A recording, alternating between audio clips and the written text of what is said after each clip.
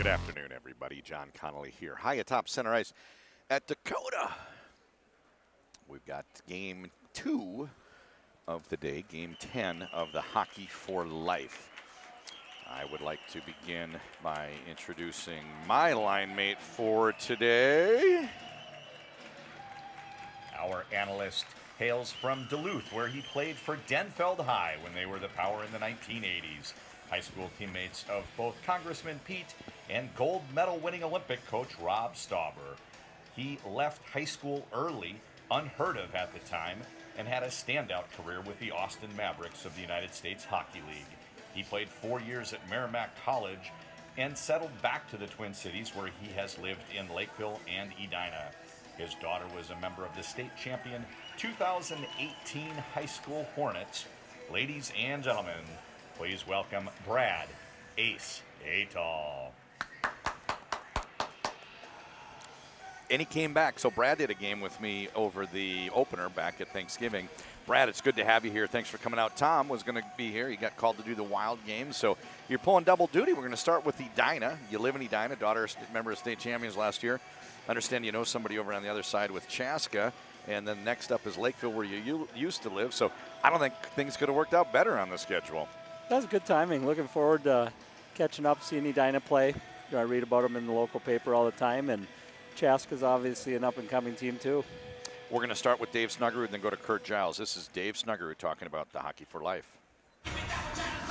This is the Hockey for Life. I'm here with Coach Dave Snuggerud. Dave, the Chaska Hawks, they wear the burden of a lot of high expectations with a lot of attention coming into this season. And as we look out toward 2019, there's been some signs of hope, and there's also been some games that maybe you wish things went a little differently. So tell me about the group and what you're thinking about for this tournament and then the coming season ahead. Yeah, the expectations were high, and that was something new for our program that none of our kids were used to, being in the spotlight going into the year. And it's been really fun to be able to coach this group because of those expectations.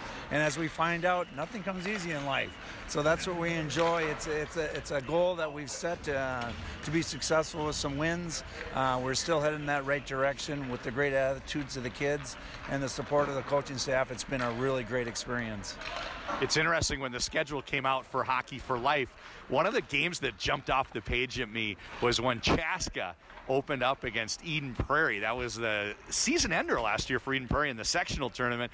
Then another one that jumped out was Chaska playing against Edina. It's the best Chaska team with the highest expectations in school history against a traditional power like Edina. So it's got to be fun to be a part of the growth of Chaska. You've been there for some years, and this is kind of the level that you maybe have always anticipated getting the program to reach. Yeah, what a wonderful tournament for our kids to be a part of. There's so many great teams, and once again, it's new to us, being able to play 3 consecutive nights against 3 consecutive great teams.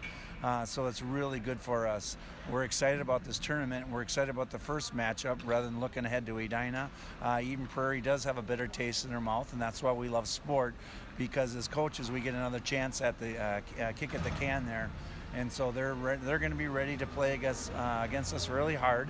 So we're excited for our group being able to get a good start here at noon today with great competitions, Eden Prairie, and then we'll look down the road to Edina. Great. Best of luck to the Hawks through the rest of the season. Great job. We're right before the game with Edina, and this is head coach, 20th season at Edina, Kurt Giles. How you doing? Doing great, thank you. So at this point of the season, Edina's off to another great start. This is a great group of kids, and they've looked very impressive to this point.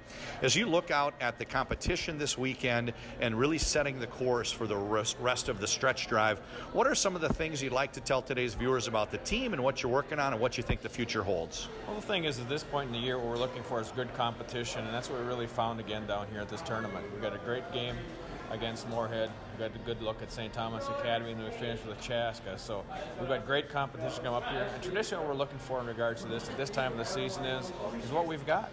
You get that good competition. You find out who competes, who handles the puck, and who does things well under pressure. So this is a great opportunity for us to find out what we got.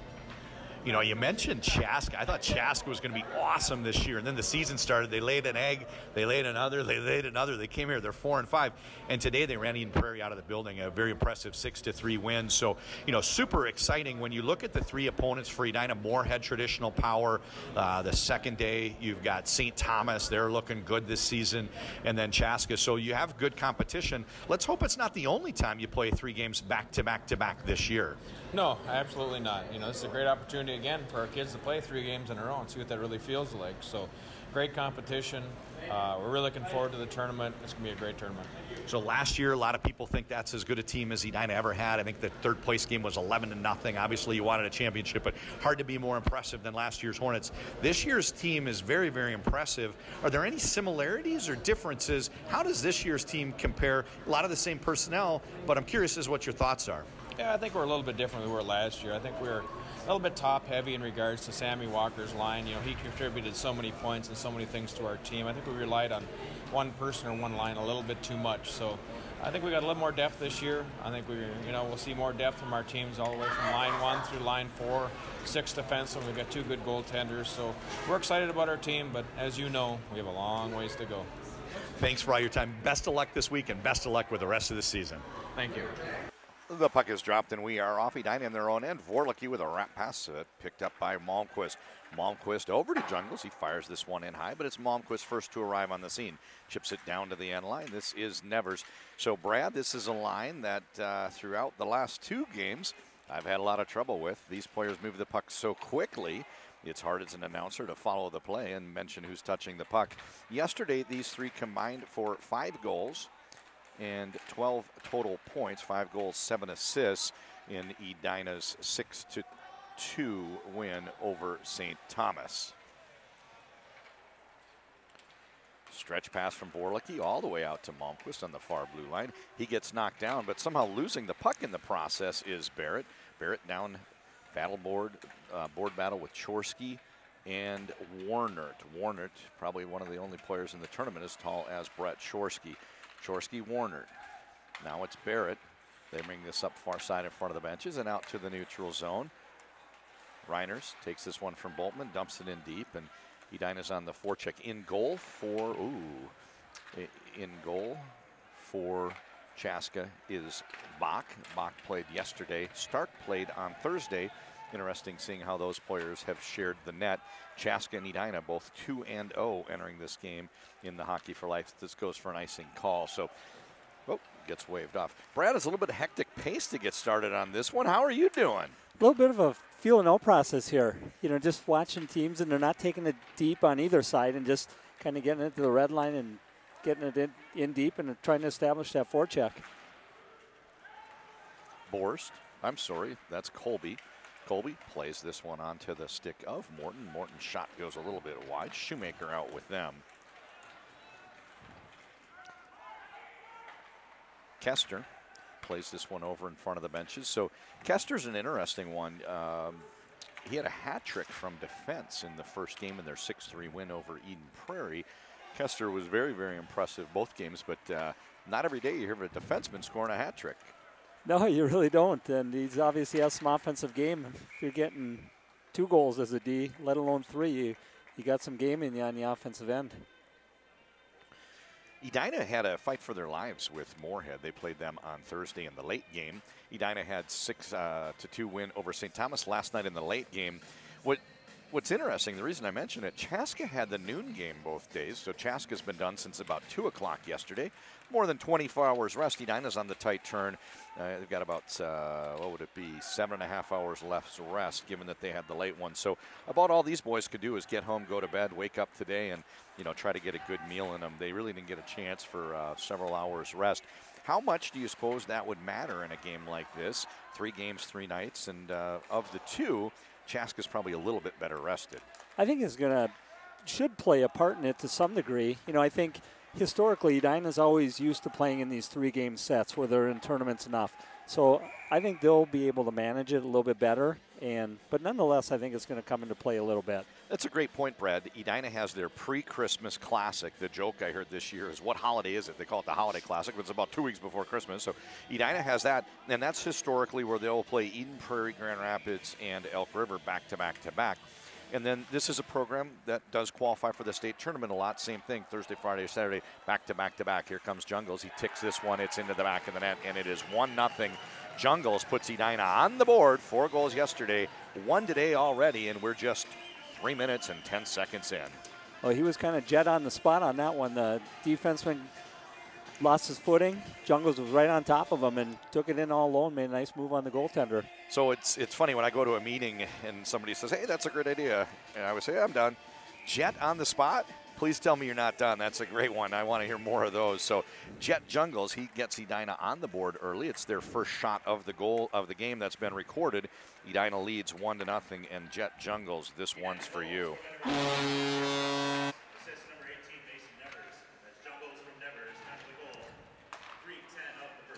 You know, yesterday it was 22-18-7, 22-7, 18-7, 18. You know, it's one of these things where Malmquist might feel a little left out. He didn't get his name on the game sheet there. This line yesterday, Jet Jungles 5 goals, Liam Malmquist 1 goal, 3 assists, and Mason Nevers 4 assists, 12 points, and 5 goals between the 3 of them. A little bit of confusion here on the personnel. They try to get some players moving around. Looks like Johnson and Bishop go off.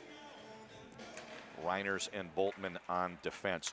Cherski was the hero on Thursday night. 2 late goals. They were down 5-4. He scored twice late, making it 6-5. He's joined by Borst and Delaney.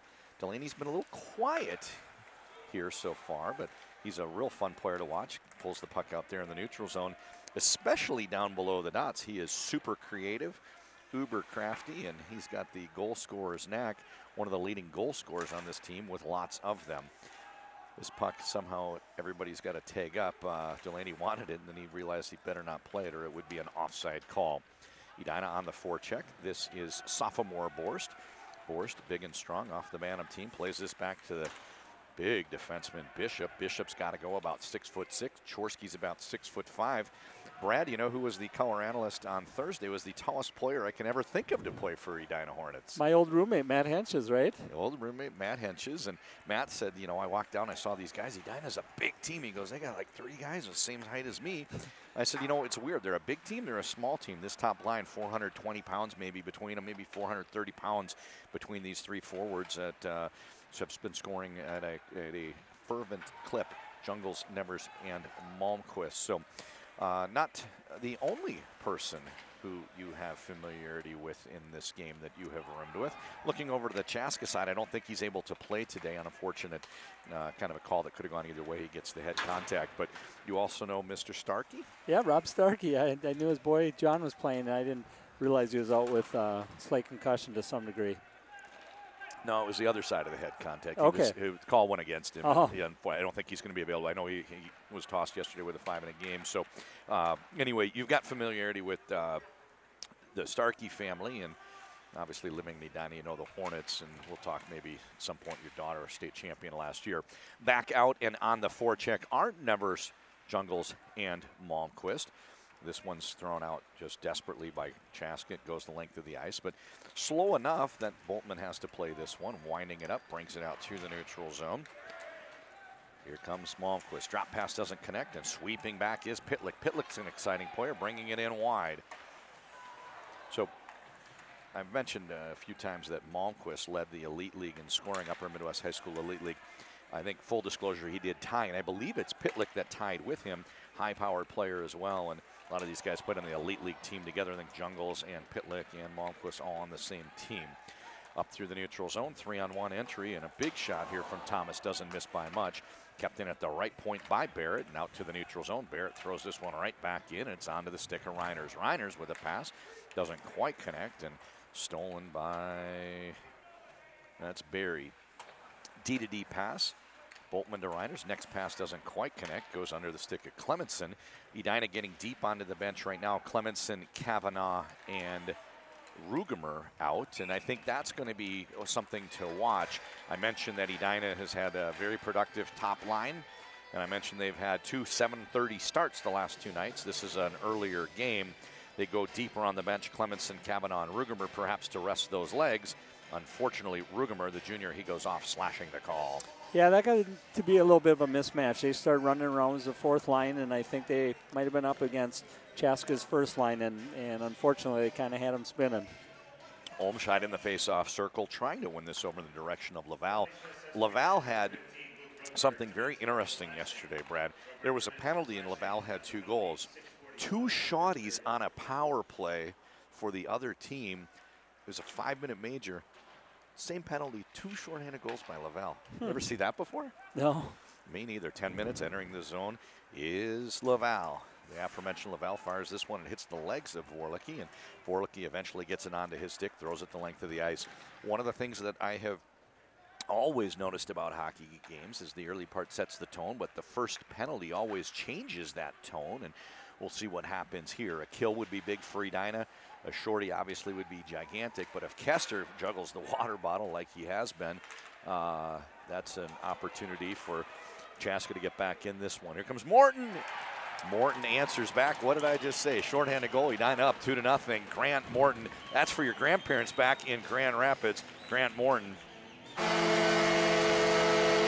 That's a good call, John. I mean, it definitely could have gone either way in the sense that if Edina gets scored on, you never know. It changes the complexion of the game. Now, Edina gets that shorthanded goal, and if you noticed, the goalie was kind of at that point where he should have came out, and he sat still. Sitting duck. So you know why Kester didn't score? You weren't here the other night. Pause for the public address.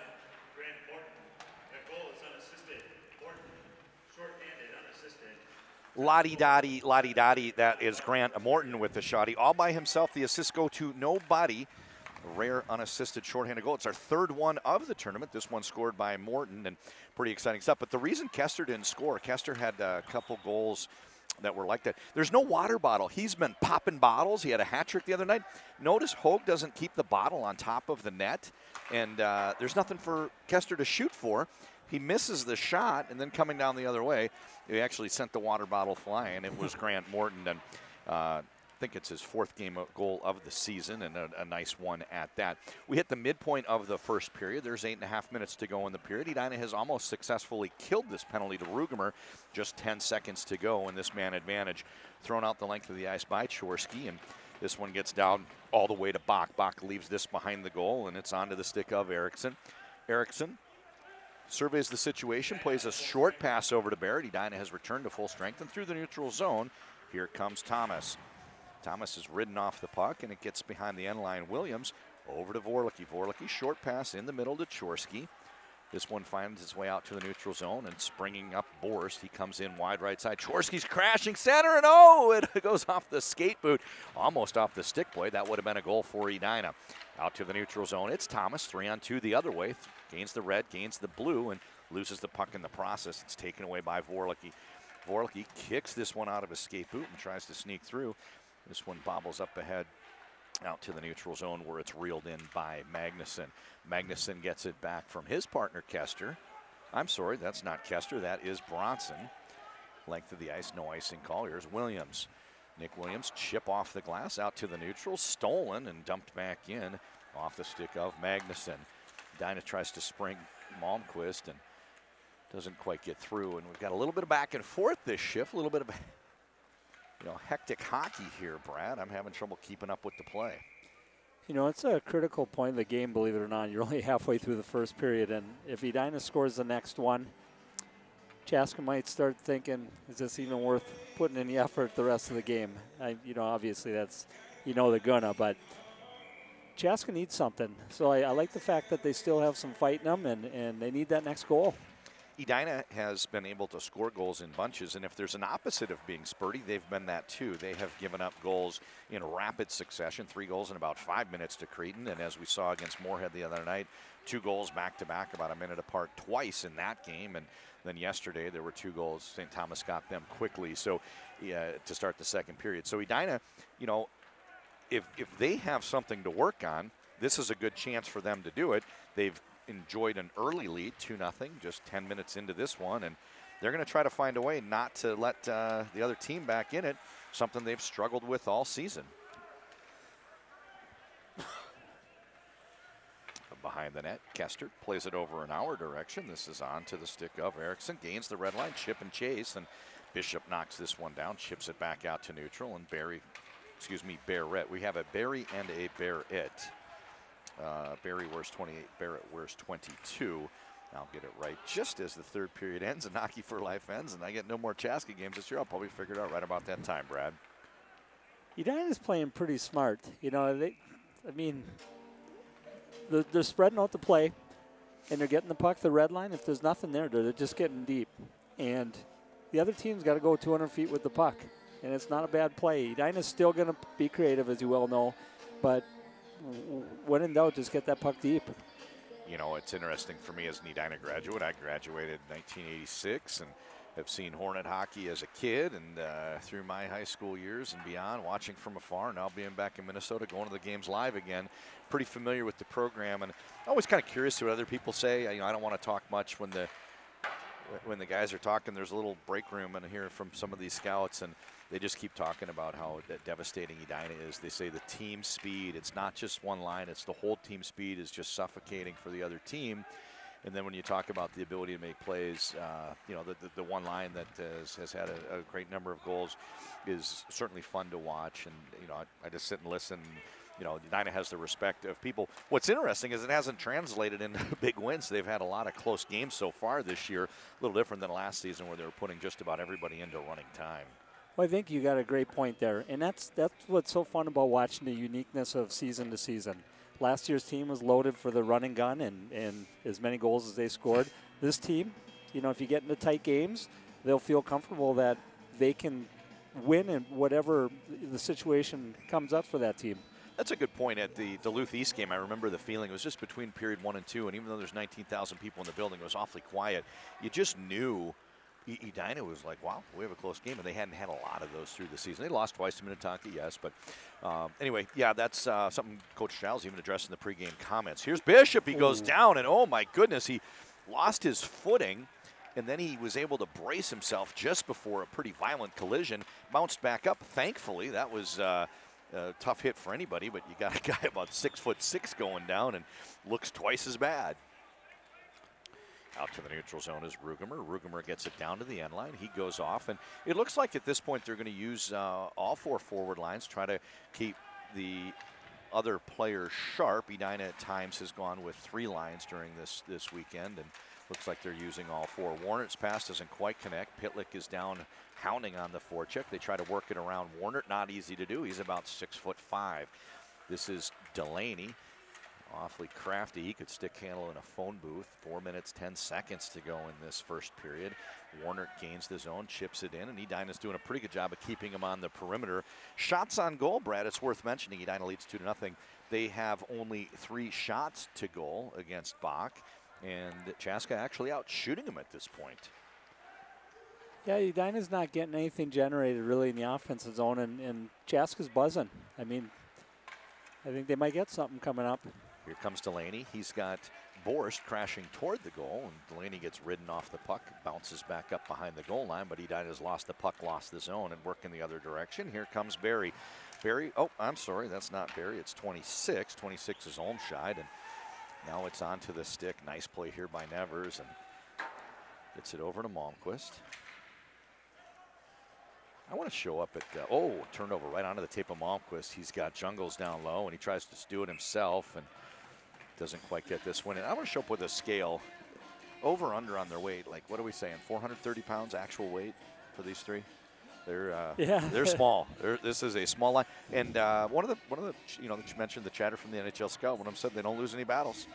You know, I notice they don't get hit. You know, I keep wondering if a physical team might be able to pound this line, but somehow they're able to never get hit. So we'll see how that changes. Bad bounce there for Chaska. This one goes in. Williams takes a wrister. I don't know if there's anybody that tipped it. Williams' wrister from the point bounces down and in, and Edina leads 3-0. Yeah, it might have hit the backside of one of the Chaska players, and obviously the goalie's going one way, and just a bad break. Bad break for Chaska. They looked so good through 2 games, 8-0 winners yesterday and 6-3 over Eden Prairie the first day. 3-0 is the score. Just 5 shots have made it to the goal, but 3 of them got in for Edina.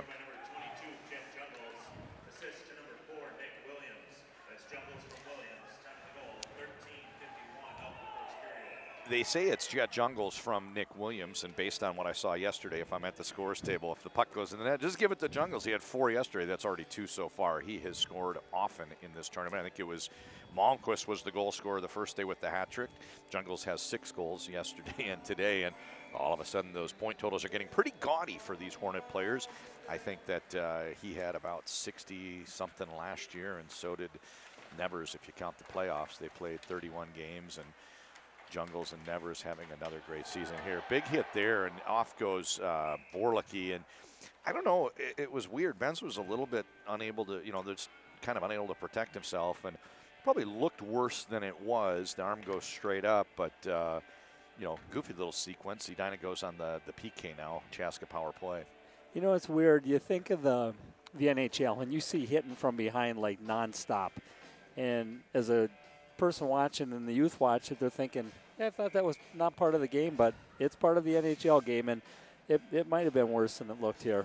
One of the things that happens, and I'm a hockey parent as well, coach some, and always have people saying, oh, hit him on the back. When you're up against the boards in a youth game and you turn your back to him, you can't hit him in the front, right? So, the players always teach players they have an obligation to make sure, you don't expose yourself. It's not like you turn your back and they're not going to just brush you into the board. So, anyway, a lot of concerns with safety, and the game evolves and changes, and we've seen things called pretty tight here. We think we've had 3 game misconducts in this event out of just the 10 games so far. So, balancing act, trying to keep the game, the spirit of the game. It is a contact sport, and safety and other things. But nonetheless, it's Vorlicki that's off. Edina's already killed 45 seconds of this power play, and big save there by Wolf. Wolf on the bench. The puck fires up into him and hit him in the waffle, Brad.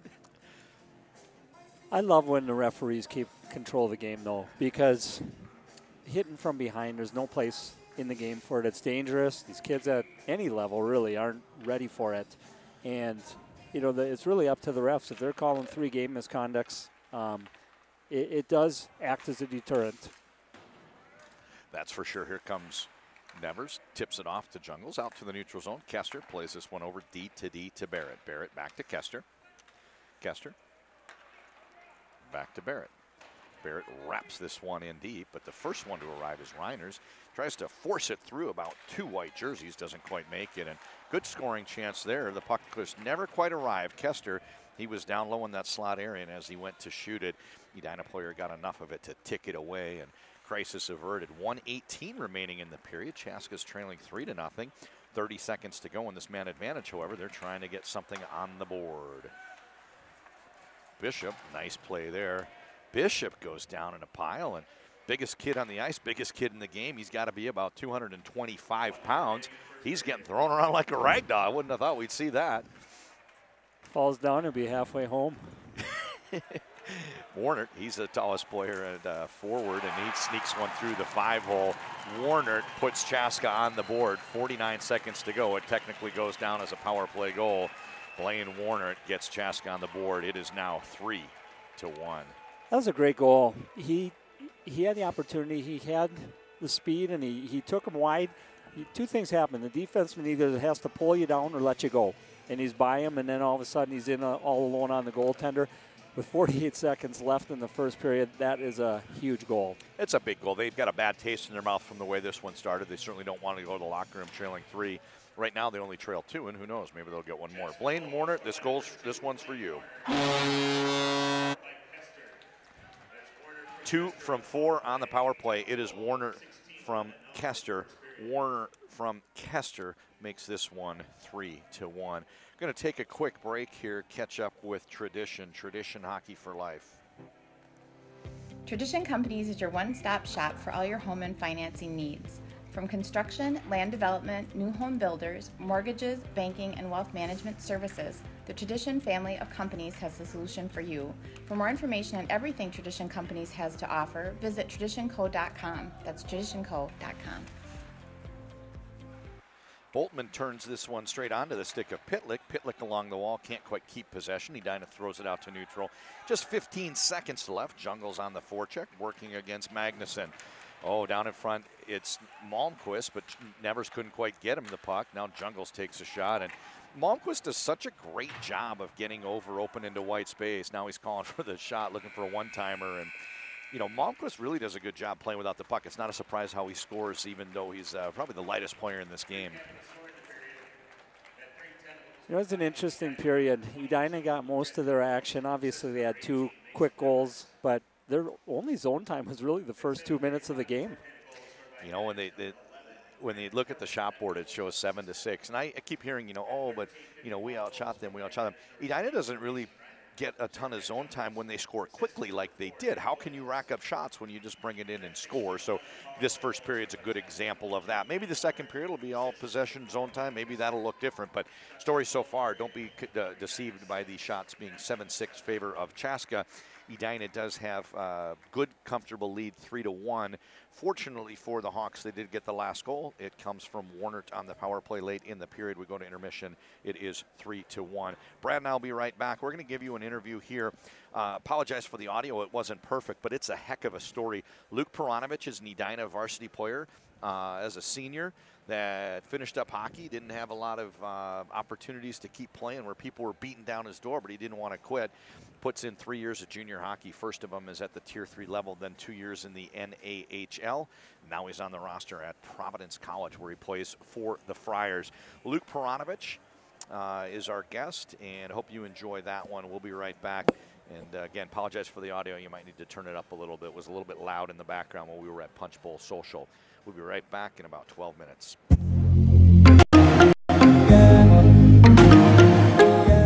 Minnesota's hockey culture is one of, if not the best in America. So it's only fitting that one of the best hockey camps in the world is right here in Nisswa.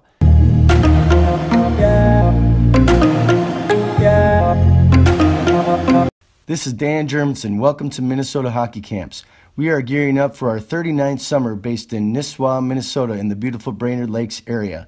At MHC, there is a culture that breeds success. We offer resident and day camps for boys and girls of all ages from mites to NHL, 9 weeks throughout the summer. We've had probably 700 NHLers come through here. We have 32 hockey-related activities per week. Over the years, we have had close to 400 professional players come through our camp, including Division I, Stanley Cup, and Olympic champions.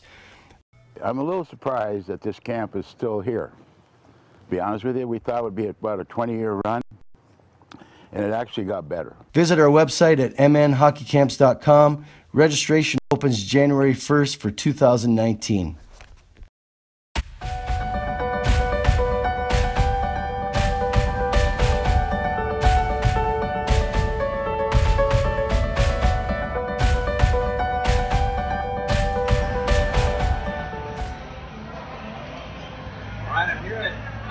Social with Luke Peronovich. Luke, you spent a little more to me than it meant to you. You may not remember it, but the last time I saw you, we were sitting New Year's Eve at Cornelia Park, and you were probably Pee-wee age. And I remember I left the ice saying, I'm not going to go play with those kids with their bands. I can barely keep up with them, and if they have any strength, I don't want any part of it. So it's good to see after all these years, you have a really interesting story and a good background that I want to hear more about. So this is between periods of a great high school game. Tell us about your high school hockey experience. I loved everything about high school. I played for Edina, and we had a great team that year. All my friends. It was just a great time. Playing in front of your classmates, and I thought it was the best time ever. And that's what spurred me to do decisions like that. Because I see myself. So Luke, you loved high school hockey, you didn't want to see it end. What kind of opportunities did you have out of high school to continue playing? I didn't really have a ton. Mostly with junior camps, and I was actually captain of any teams. And maybe we down south last league. I just enjoyed it. I really loved it. I think it was more about me just loving to play hockey than it was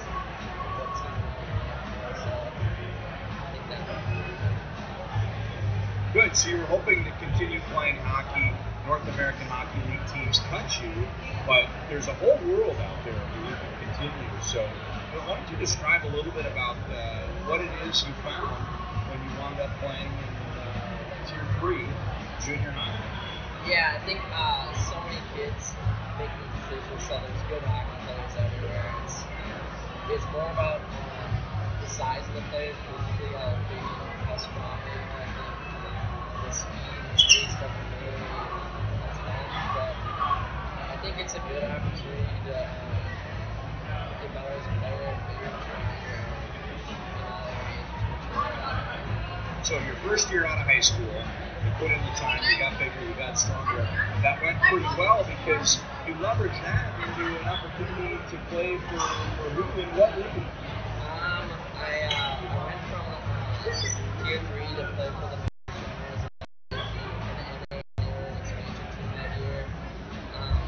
fortunate to get a lot of opportunity there and just continue to grow as a player and physically having to grow a lot more too.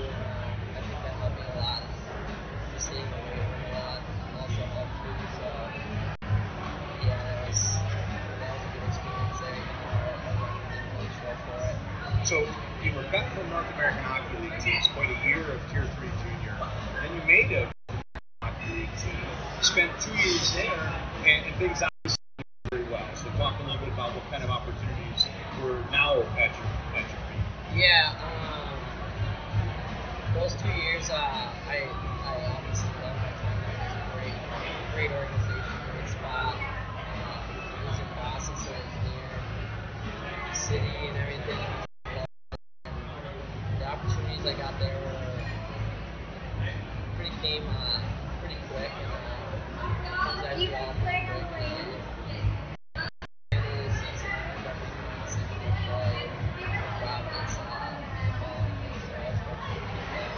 So Providence College, there has been a pipeline of players from Edina.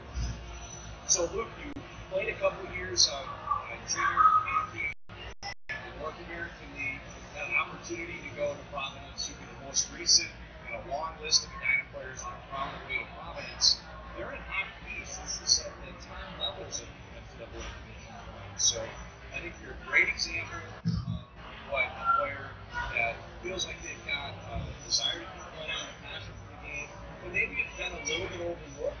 You mentioned a little bit of time in that bigger and stronger and said you grew during those years, and you're everything that Tier 3 hockey is about. So do you have any advice to the high school players of today on what they can do to maybe replicate the success you've had? Yeah, it's definitely possible. Like the guys I played with at Northeastern came from Tier 3. Holy Sato, we got really safe. And I'd say the biggest thing is you really have to love hockey, and it's got to be something that you really want to do and put forth all your effort into. And I'd say your ambitions shouldn't be jumping easy going up and have the mindset of going fast. You just gotta have a ton of fun and enjoy it, and it's gotta be something you want to really work for. It's not gonna be very fun. But even if it doesn't work out, I think it's a great opportunity to grow physically, and I think the biggest thing I grew a lot mentally and mature a lot. I just become a class this summer. I didn't feel like it was the stuff like in my education or anything. I feel almost like I want to get back in school. It was a good feeling, and yeah, I thought really That's great, Luke. I want to thank you for all your time and wish you continued success at Providence. Thank you for your time.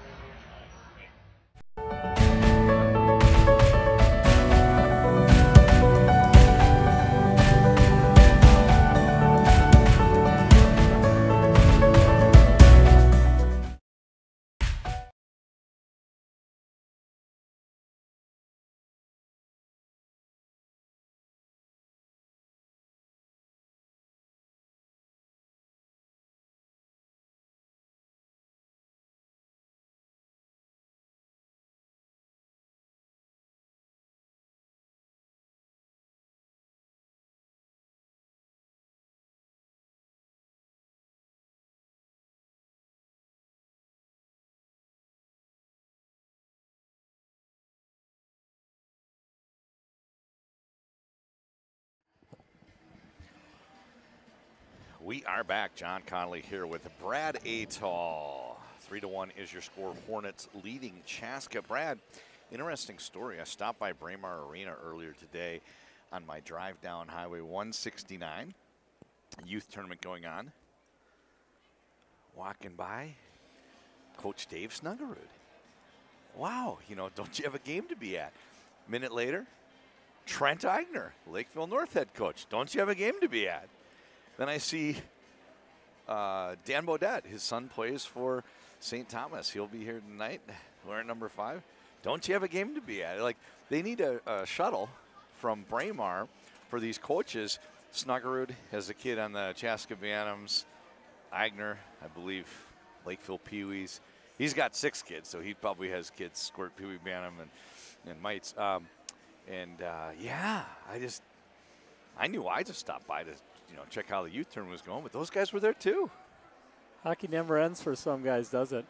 Yeah, and I guess the likelihood of, stretching it out. I talked to a parent from Moorhead today. His son is on the high school team. He was talking about the 2 younger ones, and he said from the time his first player started until the last one finished his high school, first one started playing, I think it was a 20-year span. He talked about how many different families you'd meet over a small lifetime of youth hockey with a large circle like that. So we had a good guest with Luke Peranovich. Great content. My apologies about the audio of all the interviews I did. That's one I had a little trouble spot with. It was so loud when we were in Punch Bowl where that was filmed. So hopefully you guys were able to maybe plug in the headset or turn the audio up and hear it, because he has a great story about just belief in himself and the desire to keep playing hockey, and through hard work and perseverance, taking advantage of opportunities that came his way, wound up being an NCAA Division I player on the Providence Friars. So, Brad, how's your daughter doing? State champs last year for Edina. She's finished up with high school. Now she's moved on. How's she doing? She's loving college life, not playing anymore, which is good, and wants to focus on her studies. Wants to be a medical student at some point, and eventually a doctor. So school is the #1 priority, but she's going to school down in Phoenix, and it's been a great opportunity and great experience for her. Savannah, so did she keep up at all? Did she maybe go to a girls' game over the Christmas break, see some of her old teammates? Yeah, she got over to a couple of the varsity games for Edina, and then Edina has their alumni game too, and sometimes that almost ends up being one of their best games of the year for the varsity team, because Edina is so deep, and the girls that come back playing at Minnesota, they're playing at Penn State, they're playing at Wisconsin. So they got a pretty good alumni that gives the varsity team. So is it on break? Is Savannah able to play? Yeah, she played. Oh, good. So she's not too far removed from her playing days, just a freshman in college. So anyway, that's good stuff, good stuff. So we've got Chaska coming out now. They are coming back for period 2 action. One of the storylines is that they entered this tournament with a 4-5 record. Lost to Minnetonka, no shame there. Also lost, they were up on the Iron Range. I think it was Eveleth, Sartell for the 2nd year in a row. I know they beat Blake, but they did lose, maybe Buffalo. This is a team where the losses were adding up, and it really defied logic, because they've had 4 NCAA Division I commits. We'll talk about them at some point during period 2. And certainly have a lot of talent, and almost all these kids were on the varsity team last year. They had very few seniors, and coming back, to this season, it was a dud of a start. Well, then we hit the Hockey for Life, and it's a big 6-3 win over Eden Prairie.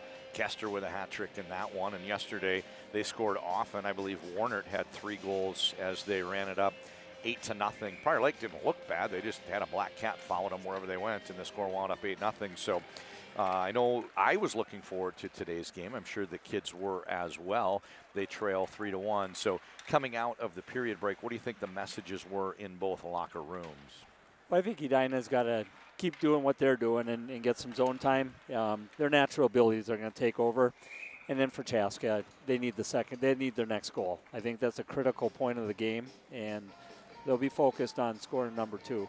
That's a good point. If it's 4-1 or 3-2, there's a huge difference there. So Chaska's going to want to find a way to get the next goal. They've got Benz out with Laval and Olmscheid. Face-off is 1. D-to-D, Bronson over to Kester, back to Bronson, and now onto the stick of Laval.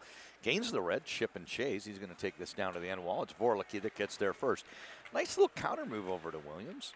Williams with his head-ups snakes a pass out to the neutral zone, but Malmquist can't quite reel this one in. Mentioned some of the differences and similarities with last year's team.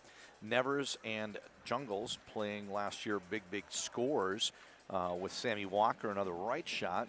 This year, 2/3 of that line intact. They add Malmquist. He's a left shot. So a little bit different puck flow, if you will. It forces Malmquist over to that offside wing, and he couldn't quite corral that breakout pass. Cherski in the face-off circle. This draw is won, however, by Warner. Two of the tallest centers you'll ever see in a hockey game. Looks almost like a basketball opening tip.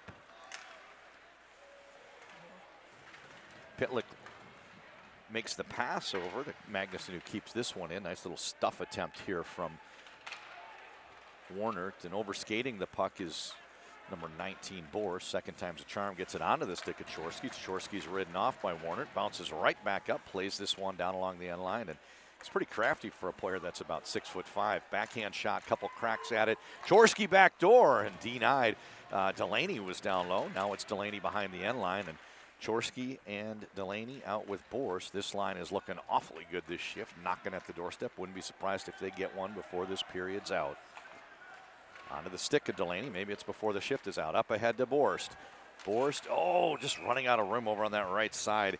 They made the last pass to Kavanaugh, and he just barely ran out of room at the end line. Couldn't quite sneak it by the goalie. Here's my favorite part of a hockey game. I love second periods because it's a long change.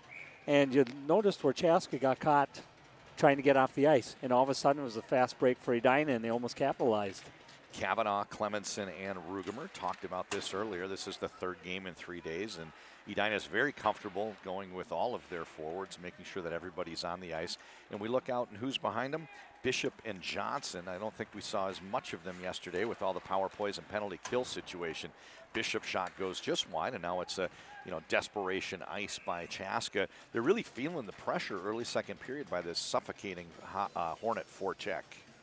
Yeah, it's definitely picked up. The pace of the game, the checking on both sides. I think Snuggerud probably instructed his guys, look, we got to get physical with Edina. Try and knock them off the game a little bit and establish some physical presence here. Colby wins the draw. That's ticked back by Morton. Morton has a goal earlier. That was shorthanded. Shot comes from the blue line from Johnson. Now it's over to Kester. Johnson's an interesting player. He's got an older brother, kind of like the Peronovich story, where he was on the varsity for Edina, but they're so deep he wasn't the the marquee player. In the USHL, he's developed into one of the top players in all of the USA hockey pipeline. He played for the national team recently at the World Junior A Invitational. Game goes to overtime 3-on-3. He's the guy they put out there and player of the month in the USHL and all sorts of stuff. So this is his younger brother. He's a junior. Johnson is a junior and doesn't get as much ice time maybe, certainly as he would at another school, because those guys ahead of him, 3 of them NCAA Division I commits. But geez, just keep playing and keep getting better and keep doing your thing. He's been outstanding for the Hornets when he does get onto the ice. It happens. Edina's just so deep, as you well know. And, I mean, there's a player named Henry Bowlby that was a third-line player, and he's playing regular minutes over at Harvard right now. He took 2 years in the USHL and, just buried. And I remember his coach told him, he goes, the coach who ended up recruiting him said, Henry, I got to be honest with you, I just don't recall seeing you. Didn't know you were that good. Right. And that's just what happens sometimes at Edina. Yeah, so Harvard being his fallback school when he didn't get into MIT or what? So well, he's obviously a strong student as well. That's awesome. He actually signed with St. Lawrence. Okay. And then their coach ended up leaving to UMass Amherst, and St. Lawrence let him all of his scholarship at his request, which was pretty nice of St. Lawrence, and ended up getting picked up with Harvard. Awesome. Not a bad fallback school. Hogue to Reiners. Reiners plays this to Boltman. Boltman back to Reiners. Reiners plays this one up along the wall, and Jungles tips it up ahead to Nevers. Nevers, nice pass back, and they've drawn a penalty here. When you push the pace, and we've seen this throughout, not just Edina, but all the teams in this tournament, they've got some super high-skilled forwards, and when they push the pace, sometimes it forces the other team into some moves that draw the penalties, and that's an example right there. That should be Edina's MO all the time. You got plenty of talent, push the pace, make the other team have to reach and pull you down or trip you, whatever it happens, And that's exactly what you just saw there. McDonald goes off. Nice kid. I met him over the summer. Fantastic skater. McDonald goes off for Chaska. Edina leaves those players out. What they've done, Brad, with the power play is they flip it a little bit. It's Boltman down right in front of the goal, and they pull Mason Nevers back to the blue line. So 3 forwards, 2 defense, but you'll see Boltman parked right in front of goaltender Bach. Right in front of goaltender Bach during this power play. Well, he's a pillar, and that's where you want him. If you're going to put him somewhere, that's a good spot, and just wreak havoc. He's going to be tough to move. Vorlicki. Nevers takes a shot, bounces over onto the stick of Jungles. Jungles down to Malmquist. Vorlicki. Snapper. This one rebound opportunity for the aforementioned Boltman, and Edina keeps it in. Nice play there by Mason. Nice Vorlicki scissors. takes it from Jungles, and now it's Malmquist. And Brad, this is an example, one of those shifts where I can say it's just what I was telling you, where you just can't keep up with the puck movement. And big glove save there. Jungles was firing it in, and Bach able to get over there just in time. Behind the goal, Vorlicki, senior captain, sheds the forechecker and brings it back behind the end line. Now it's a short pass up to Nevers. Nevers loses it, however. Good play here by Pitlick. Oh, he almost sprung Warner on a breakaway. That would have been a shorthanded breakaway chance if that pass got through. Nice play here by Boltman to get the puck down to the end line and onto the stick of Warner. 2-on-2. They're working against Vorlicki, and Nevers not normally a defender. We'll see how he does handling the pressure. Actually, Chaska just brings it back and tries to run some clock, and it's into the back of the net. Hogue misplays this one. La-di-da-di, la-di-da-di. That is Rhett Pitlick with the shotty. All by himself, the assists go to nobody. All of a sudden, Chaska's back in this one. 2-3, they trail. You know, 2 quick observations I have. If you've watched the edging on these boards, they must not have edged last night because the puck is jumping all up. And my guess is it came up a little on the goalie's stick, and that's why he didn't handle it well. But no doubt, Pitlick played a great play.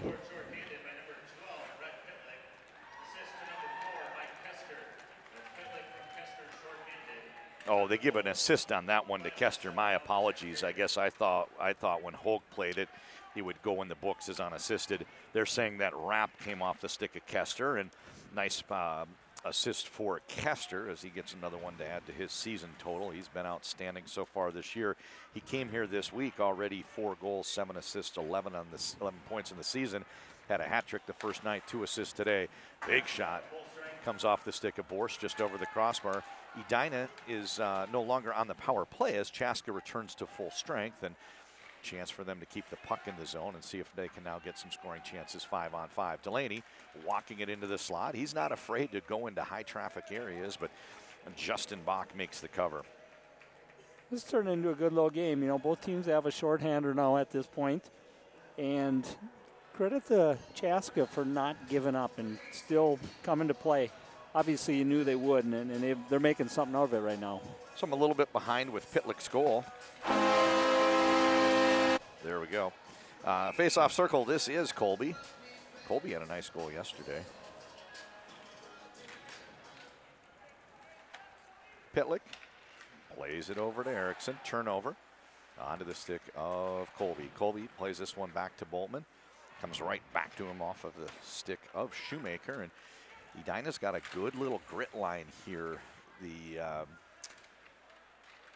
The term that Coach Lee Smith used about some of his players is they add a lot of jam, and you know, this is a good example of that. Colby's kind of a pesky little forward to play against, and this puck, you know, just won't leave the zone because of the tenacity of these 3. They're doing a great job, and eventually the puck gets out, but only by an inch. I mean, it's really hard to clear the zone against these guys when they're forechecking well.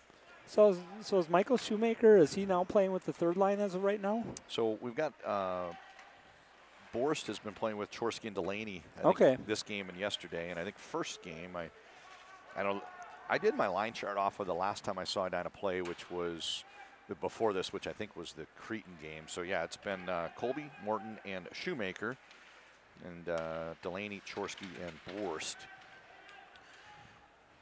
9 minutes, 50 seconds to go in the second period. Coming up on the game's midpoint. Malmquist enters his zone, cuts over to his forehand, and dribbles right underneath Nevers' stick. And he was right in that blue area, couldn't quite get his stick on it. Nice pass here from Forlicky to Williams. Williams looking for a tip, it takes a bobble. And, you know, I mentioned earlier the goal that Edina had. It was just a crazy little bounce. You know, it's 3-2, but one of them was kind of a fluky goal for Edina. And, you know, this game's pretty close at this point.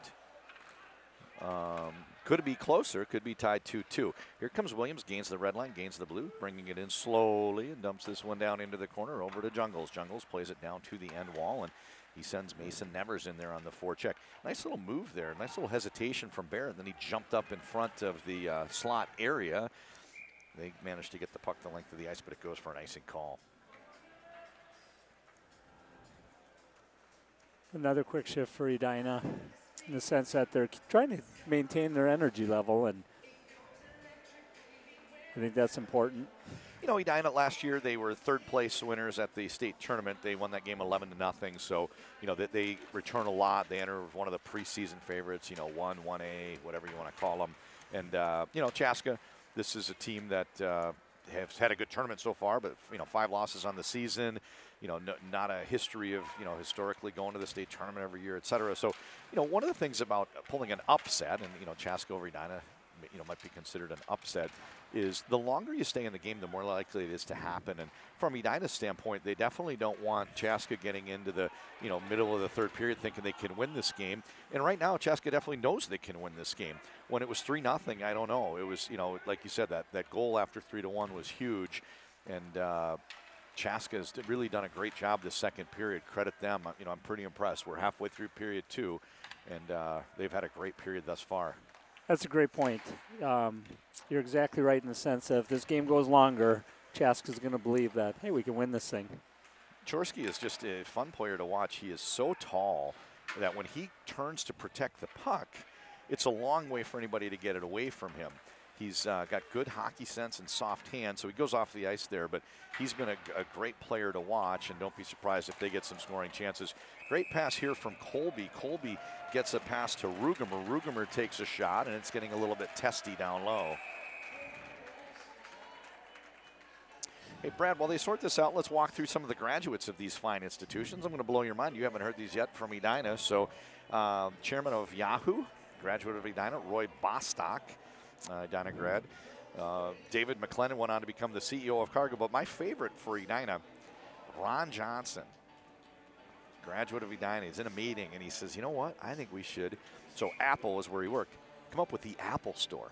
The Apple Store is the brainchild of an Edina graduate, and then he's not done yet. He says, not only are we going to sell electronics in these decaying malls, you know, malls are kind of not the future, we're going to put service in there, and he came up with the idea for the Genius Bar. So Edina graduate as well. We'll get back to more of those as the second period continues. This one's wrapped over along the boards, and Morton pitches it out to the neutral zone. On retreat is Johnson. Johnson takes and brings the boards out to Malmquist. Malmquist up to Colby. Colby chips this one down in deep. Colby goes off, and they're bringing out Nevers now. One left to get off here, and that's that tough change in the second period, like you mentioned. Morton is out. I think we'll see him go to the bench, and they might send Jungles onto this. Oh, I thought Nevers was going to reel that in. It took a nice bounce right to him. Wild just scored. They lead 1-0 over Winnipeg. In case you're wondering, we thought we had Tom Cherski, but then he got called into duty for Fox Sports North and kind of lucked out here. Get to work another game with Brad Atal. It's our second one of the winner, and we've got a third one coming up following this. Back to the blue line. This is Williams. Nice tip shot there from Jungles in the slot area. And Brad, I see goals tipped in like that, but usually not from the top of the circle. Yeah, Jungles has a real great eye for the net. He's got high IQ. He's got great vision. Tries to get the pass back to Nevers, but it's stolen by Warner. Now he tries a home run pass out to Pitlick. One of the things, and I announced their team last year, stretch pass out to Jungles. They say that, Nevers. They say that Jungles was offside. The stretch pass was picked up by Nevers. You know, they always say that's a cardinal sin right there. When you got numbers, don't cut back on the blue line. Your guys are anticipating that they're going to the net. So you're Bustin', right? Yep. Bustin' toward that goal. Cherski comes out. He is joined by Borst on the right side. Delaney on the left, wins the draw and fires this one on goal. Steered aside by Bach. Bach to Kester. Kester counter move, plays it in front of the bench. Isn't it a nice soft pass there from Benz onto the stick of Olmscheid. Olmscheid heavy through the neutral zone, pushes this one ahead just through sheer will. And eventually Edina clears the zone. We've got a lot of back and forth this shift. Seems like things have picked up a step. Laval fires this one wide. Borst onto the stick of Cherski. Cherski, red line, blue line, chips it wide, takes it down, and now he's behind the goal. Nice pass out to Delaney. Delaney trying to work Gretzky's office, and good grief, that he slithers like a snake, and nobody can ever quite seem to knock him off the puck. Chaska's definitely picked up the mojo on their end. They feel a lot more comfortable than they did in that first period. Reiners, it's been a good game and just getting better. So they say that was tipped, goes the length of the ice. Edina tries to complete a line change. And one of the things I announced Chaska last year, there was a goal scored this way off of a face-off set play. Kester to Pitlick, face-off in their own end. And, you know, the other thing we've seen through this tournament is them doing some stretch passes. They have designed plays in order to spring, usually Pitlick, but Kester to Pitlick. Edina's got to watch out for that blitzkrieg, watch out for that home run. You know, every team, when you got some high-end talent, you're going to try and run some gadget plays. And if you got a couple in your back pocket, you know, you got to be looking for it. You got to know what's coming. Dating myself, early to mid-'80s, Jerry Peterson from Bloomington Kennedy, lofting it out. He told the defenseman, fired out there to Dan Tuzino. So back to the action here. 4:46 remaining. Everybody tags up for Edina as Morton dumps this one in. And behind the goal line, it's Erickson. Big hit here from Colby. And Colby plays on the edge, and sometimes those get called. This one goes uncalled, and that's why he's out there. He's kind of that gritty forward, and now the net's been budged. You know, that might have been a play where the goalie lost his stick. I didn't see enough of it, but I'm not sure who knocked that net off its moorings, and that's a legitimate scoring opportunity when that goalie loses his stick. So back to some of these graduates from Edina. Woo! Ric Flair. And actors from the TV show Newhart, Julia Duffy. And I've mentioned this the last couple of days. You know, my hero, so to speak. I always had the crush as a kid. Who didn't? On Marcia Brady, Maureen McCormick. She's been married, I don't know, 30 years or something to Edina graduate Michael Cummings. So those are 6 for you. And next whistle, we'll get to Chaska. Got a couple interesting folks from Chaska as well. This puck is onto the stick of Olmscheid, takes it down to the end line. One bounce of the puck here, and we could be tied. Interesting that Chaska's stuck on 9 shots. They really haven't had many shots to goal so far. Edina's at 14. Jungles with a shot. The goaltender misplays it maybe a tiny bit, but it bobbles up in front of him. He gets the cover. Face-off coming to the right of Bach. I didn't realize. I just looked up. You know, those shots have just, we haven't had many shots make it to the goal. And I don't know what that says about the game, but just 24 shots through almost 2 periods combined for the 2 teams. You're looking at Chaska, and they're not getting the shots, but their game and their confidence is definitely ramped up quite a bit. Edina's getting shots, and I wouldn't be surprised if they put one in before the end of this period. Johnson with a slap shot that rises just up over the crossbar. 4 minutes to go in this period. Cherski enters the zone, cuts over to his forehand, and I just love seeing he hits this one off of the post. And I just love seeing players when they enter the zone on their backhand, cut to their forehand, and work across that slot area. Cherski doing a great job of showing why, you know, offside winger or maybe a center coming up on their weak side is able to create scoring chances. Cherski with the reach down low, leaves this puck, and it's picked up by Borst. Back to the blue line, faking the shot. First time, second one goes through from Johnson. Oh, sorry, that's Bishop. Bishop pinches a little bit and comes in high. That's going to be a penalty against Edina, and Chaska gets the power play. They call this one a head contact. I think he's done for a misconduct after the 2-minute minor's been served. It's kind of hard when you're 6'6" and the other guy's 5'8". I was just thinking, he's looking at the ref like, yeah, I hit him in the head. I'm a whole 10 inches taller than him. So this is a big momentum shifter here for Chaska. While they sort things out, they put him, well, I don't know. I don't know the rule book maybe. At youth hockey, That's 2 minutes plus a 10-minute misconduct. Is it possible that head contact is just a minor in the varsity rule book? I don't see anybody going over to serve. It must be, Brad. So my apologies. I was wrong. It's not USA Hockey rule book. Head contact can just be a minor penalty, no misconduct attached to that. Okay, I believe a penalty there, and it's nice to know that after the minor serve, he does get to come back into the game.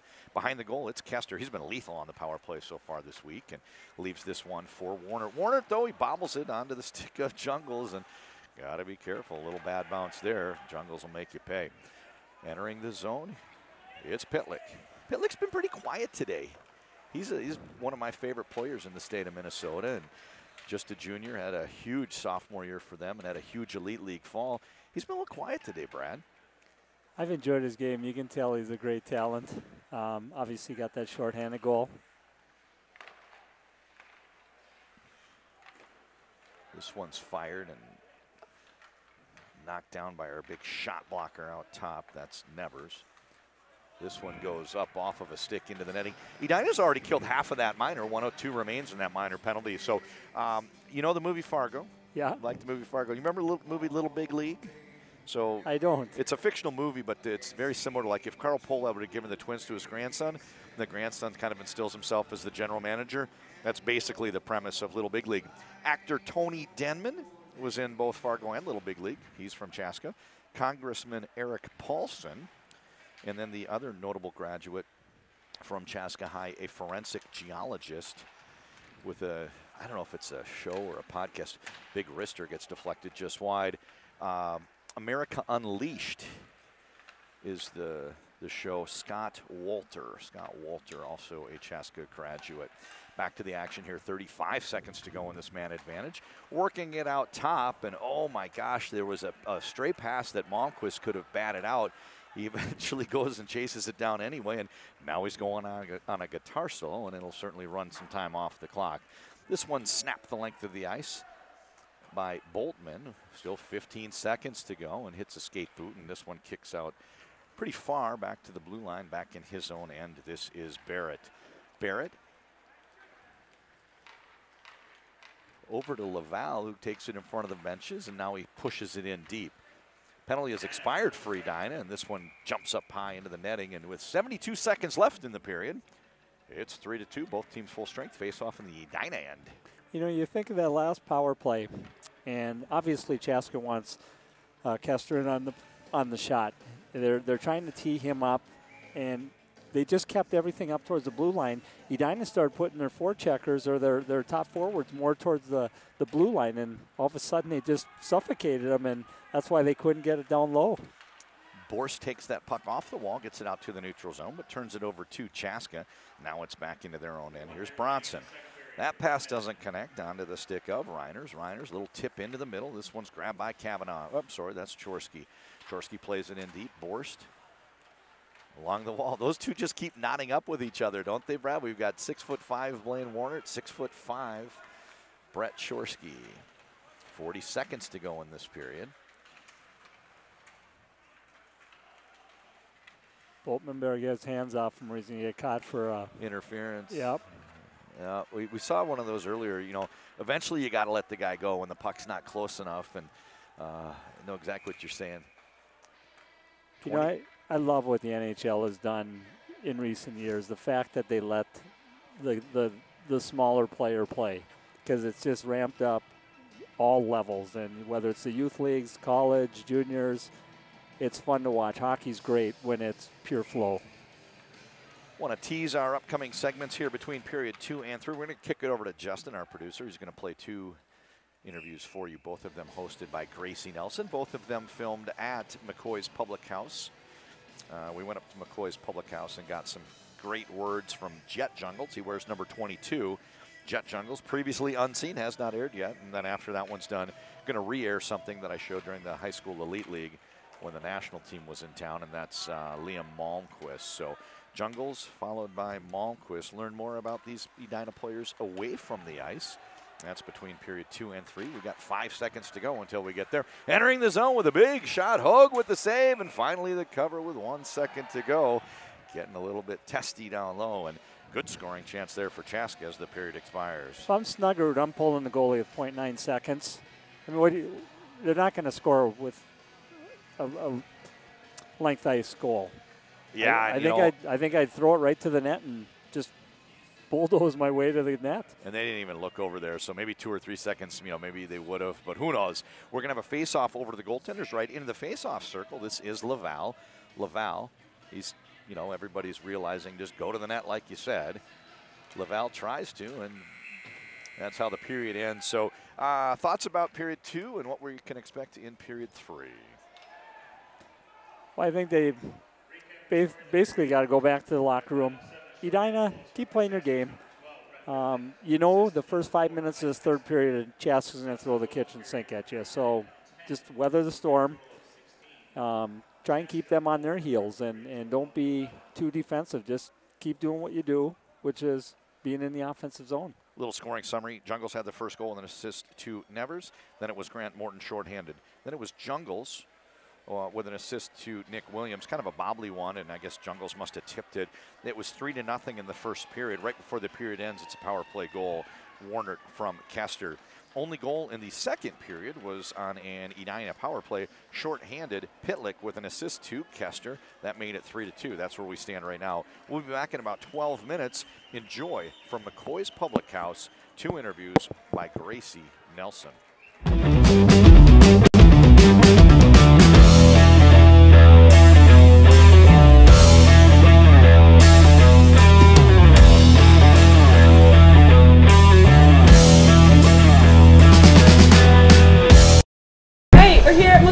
I'm here with number 22, forward Jet Jungles. Jet, how are you? Good, how about you? I'm great, thank you. So let's just start off with a little icebreaker. Can we have 2 lies and a truth, please? I'm going to have to go with, I got webbed fingers, I can juggle knives, and I have swam with stingrays. I'm going to have to think on that for a little bit, kind of a toughie. So let's just go to a new topic. Do you have a favorite location for traveling? Traveling, man, I gotta go with Taha. Place is beautiful. Get a good ocean, nice turquoise colored water. Yeah, it's amazing. Swim? Oh, of course, swimming. There's sea turtles all around. I love sea turtles. Surf? I don't know if I can get up on the board, but it's worth giving a shot. Yeah, for sure. So locker room music. You a softie, rap guy? Who's your favorite artist? Oh, I'm gonna have to go with Thomas Rhett. I'm a soft country boy. His favorite song is "Be Last Night" was hands down one of the best nights. Woo! Yeah, love it. Love to hear it. So, celebrity crushes, the girls. Are you into the ladies? I'm gonna have to go with Selena Gomez. She's got a nice voice when she's singing. She's got a good character. She holds herself pretty well. Yeah, that's awesome. Did you watch Wizards of Waverly Place as a kid? I'm gonna have to say when I was 7. Big fan, watched it every day, probably logged 5 hours on that thing. Yeah, nice. Yeah, me too. Alright, so Edina girls, the senior Edina girls, the freshmen, the sophomores, the juniors. Do we have a favorite thing about our Edina Hornets? When you talk to them, it shows that they appreciate you. You gotta love them all. They love the hockey boys. It's just great connection between us. Yeah, love it, love it. Alright, so we're gonna go to break quick.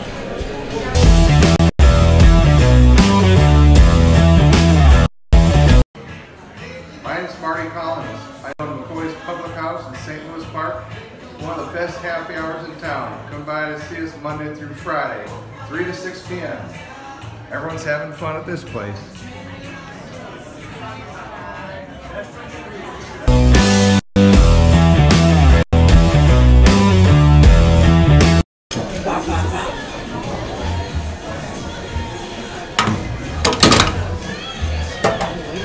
And we're back at McCoy's. Great service, great venue. So, Jet, let's go back to 2 lies and a truth. Can you recap for me, please? I have webbed fingers, I can juggle knives, and I have swam with stingrays. Alright, well, I'm going to have to say that one of the lies is your webbed fingers, because I'm looking at them right now, and they look pretty normal. Knives, that's a little scary, so I don't really think you can juggle knives. So, I'm going to have to go with the stingrays. You are correct.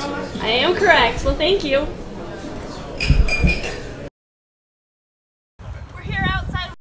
this nippy weather. I'm here with number 7 forward. Stop! All right, Sorry, start over. Stop it, you guys. Seriously, go away. I'm sorry. That was good. I can't take them seriously.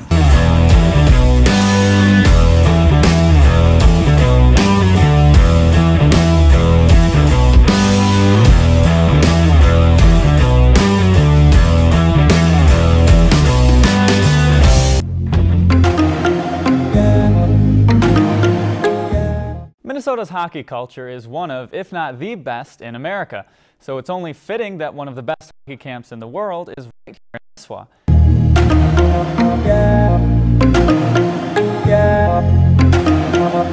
This is Dan Germanson. Welcome to Minnesota Hockey Camps.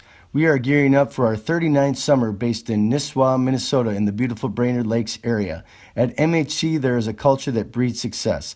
We offer resident and day camps for boys and girls of all ages from mites to NHL, 9 weeks throughout the summer. We've had probably 700 NHLers come through here. We have 32 hockey-related activities per week. Over the years, we have had close to 400 professional players come through our camp, including Division I, Stanley Cup, and Olympic champions.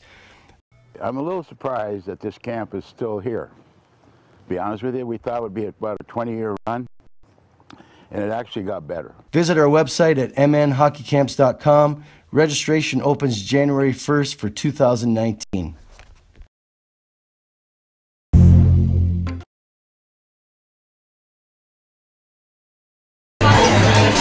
Alright, I'm here at McCoy's with number 7 and forward Liam Malmquist. Liam, how are you today? Good, how are you? I'm great, thanks for asking. So, let's start with 2 lies and a truth. Alright, Tell me a little about yourself. Alright, I can solve a Rubik's Cube underwater in 30 seconds. I was born in San Francisco, California, and I'm second cousins with Honors Lee. Sweet, alright, I'm going to have to think on that because those are hard ones, but we'll come back. Alright, can you tell me a little bit about your favorite place or a place that you want to travel to someday? Yeah, I've always wanted to travel to Fiji. I always like their water, and yeah. What activities would you do there? Surf, swim? Big swimmer. My swimmer. mom loves swimmer. Favorite stroke? Freestyle guy? Good, I'll get back to you on that one. Alright, so locker room music. I hear that's big for you boys. Is there anything that gets you pumped up before a big game? Rap for sure for me. Favorite song? I'm rolling with Gunner right now, so probably OK. It's on his new album. Can you give me a little clip Yeah, of that? it goes, oh, OK, on my wrist, kind of spin it, let it cool, and then Sweet. something like that, something like that. Okay, so ladies, do we have a celebrity crush? We got a couple, but one that comes to mind, Alex Morgan, USA Soccer. Ooh, big soccer Big guy. soccer guy. Big soccer guy. Yeah. Alright, so best thing about the Edina girls? I don't know. Some of them are a little weird, but definitely super supportive of the athletes there. So that's nice about them. Awesome. All right. So do you have like a pickup line that you'd use on some hockey super fans in the stands? Or just a little wave and wink? Big wave and wink guy. Big wave and wink guy. All right. So we're gonna go to break.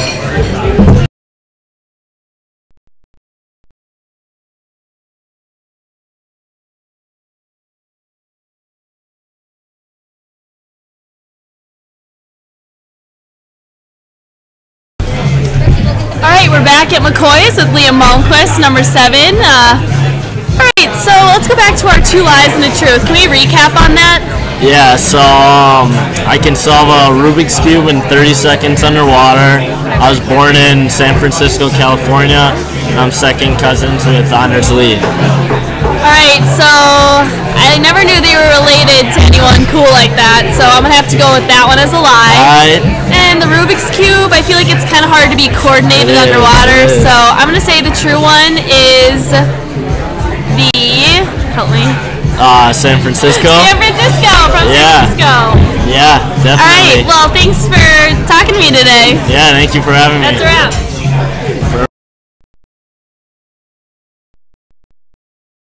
We're here outside of McCoy's in this nippy weather. I'm here with number 7 forward.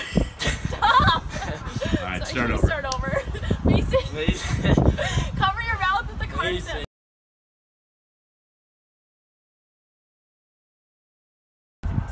Whoa, okay, that's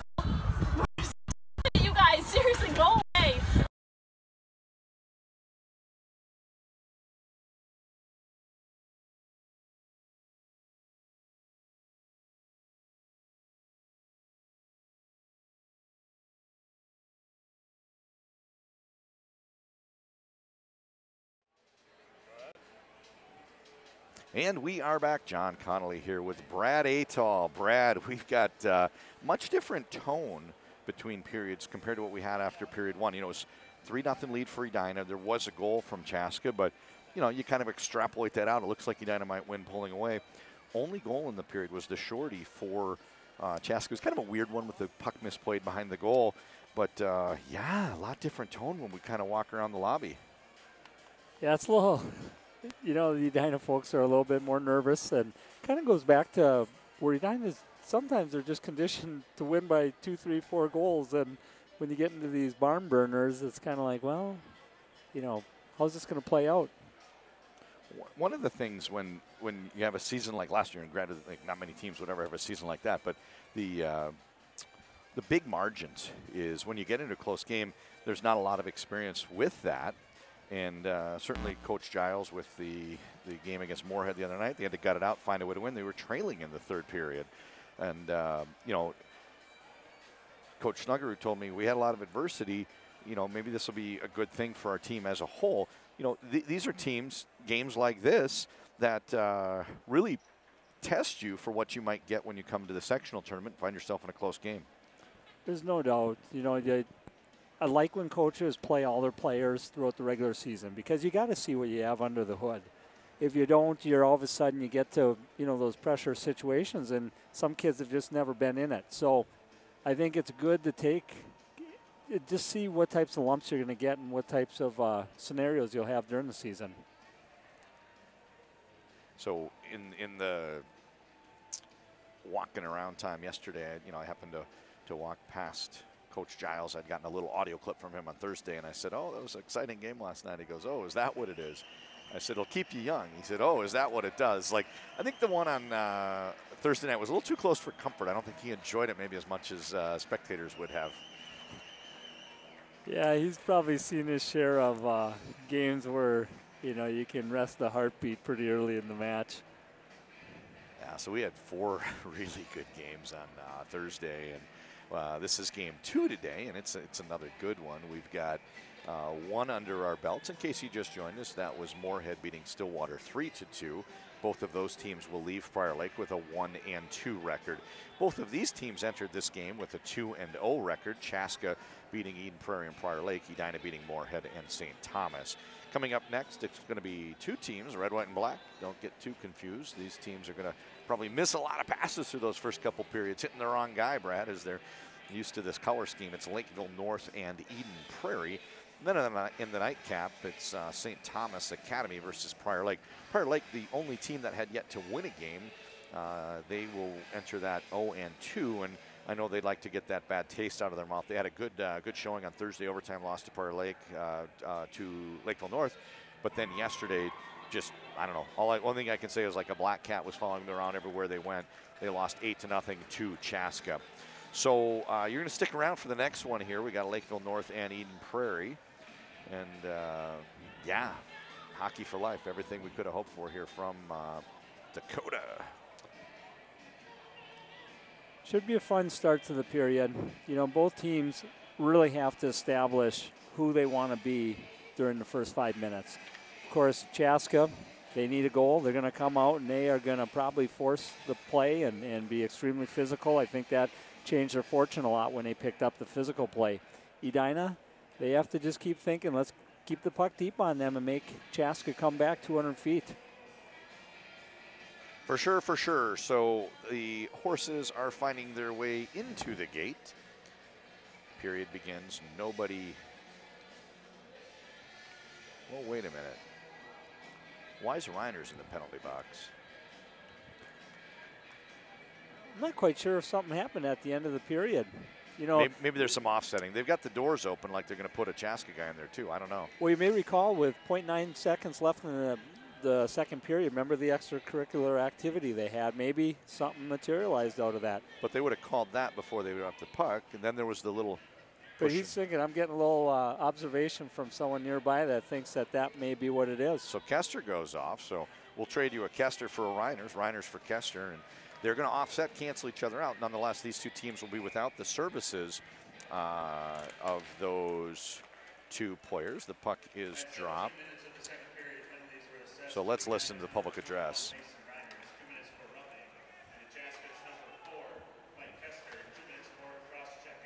So a cross-check and a rough, they'll cancel out. So as you mentioned, a little bit of extracurricular as the period ends. Edina entering the zone a little bit too far for Malmquist. He's down into the corner. He's working against a heavy pounding there. Checking is Olmscheid. Rister comes in from Williams up high, and it's a glove save by Bach. Bach makes the save. Edina goes for the switch, as does Chaska. Still 5-on-5. And we're going to face it off to the left of Bach. Cherski, Borst, and Delaney. The other side looks like we've got Warnert, Pitlick, and McDonald. You know, one of the things that the turnaround has been attributed to for Chaska, there goes Pitlick. Just Brad's tapping me because I told him they run set plays to try to hit the home run. One of the things that had been attributed to the turnaround for Chaska, they didn't play the way they wanted to start the season, is getting some things to settle from a line standpoint. And Pitlick playing with Warner and McDonald, Olmscheid playing with Benz and Lavelle, spreading out some of those top-end players across two different lines has served them very, very well. And this line has had a great tournament. Delaney onto the stick up. Borst, he brings it in super wide, and Delaney finds some white space. Wide angle shot. Delaney down by the goal line, tries to get this one across. Broken up nicely by the defense. Out into the slot, only white jerseys there, and now it's broken out to the neutral zone by Pitlick. Pitlick working against Delaney, and offside, just barely. Scholey turned in, and just barely offside. Thomas hadn't quite made it out yet.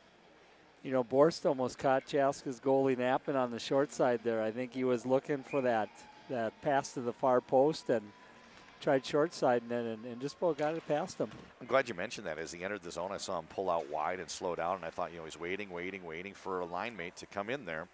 And steady shot. It looked like the goalie was expecting him to wait outside for a line mate just like me. So good crowd here. If you take a look around, you know, it's pretty full. And I noticed Tony from Youth Hockey Hub taking some pictures, trying to capture the moment here and show what a great crowd we have in the house. It can be a dead building if it's a little bit light. You come here for a youth game, it always seems a little bit sterile. Not today, au contraire. We've got cold outside but hot in here. 15:15 to go. Edina gets the puck to Morton. Morton plays this over to a streaking Williams. He joins the rush, gets it down to the end line, and the first one to arrive over on the sideboard is Morton. Morton can't quite get it to Colby, and breakout opportunity. This is Barry. Barry chip and chase. Gets this one down to the end line, and you know what? He was one stride short of the red line, Brad. They're going to call that icing. That was a great call by the referee. I was wondering if he was going to call it, and I would have been disappointed if he wouldn't have called it for the simple reason he was a stride short, and in the true spirit of icing, it was. You know, I'm not sure. I don't follow baseball close enough to know, but there was a time, you know, that double play ball, you could jump off the second base bag way before the ball arrived to make the throw, and you know, the umpires would just let that go, and that was kind of the same thing. I've seen that every time that's happened in this week, and it's different referees, different linesmen each game, but usually the linesman has let that go. This time they called it. He was about a half a stride short of the red line, dumped it down. They call it an icing call. So calling it tight here. Shots on goal, 16 for Edina, 11 for the Hawks. 3-2 is your lead.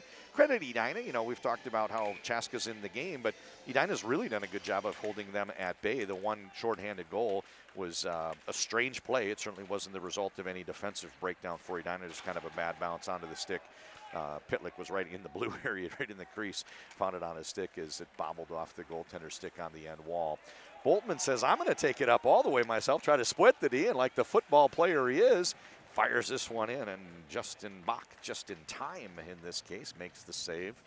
Face-off coming over to his right. Good play by Boltman. Nobody's open. Forwards were just kind of standing still, and he just went with it, and I like the fact that he pushed the play, and hey, if they're not going to come at you, attack them. It's interesting, you know, on the first game against Eden Prairie, we saw Kester very, very motivated to carry the puck and rush.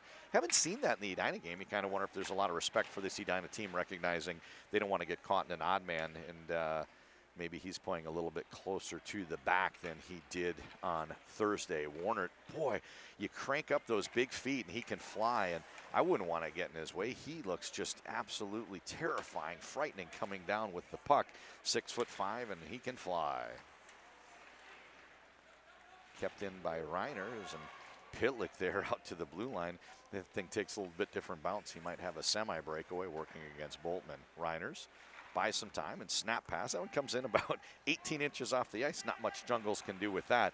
They hit Pitlick. They're going to keep hitting Pitlick out high here, I think, all third period. Big wrister. This one goes under the glove. Thomas got a good shot off. A nice save by Hogue. Passed out to Malmquist. Edina, if they do stretch one, it does seem to be Malmquist they're using more this year. Last year, a lot of times it was Jungles trying to hit Walker, Walker trying to hit Jungles. You were talking about Pitlick being a little, invisible earlier in the game, and he's definitely stepped up his game in the last probably 10 minutes. He heard me. And he's definitely extremely present out there. Yeah, he heard me. Sometimes that's the chatter. They get the, whoa, Hogue! Hogue gets the save. They go to the locker room. Mom sent the text. You got to step it up or the announcer's going to be picking on you.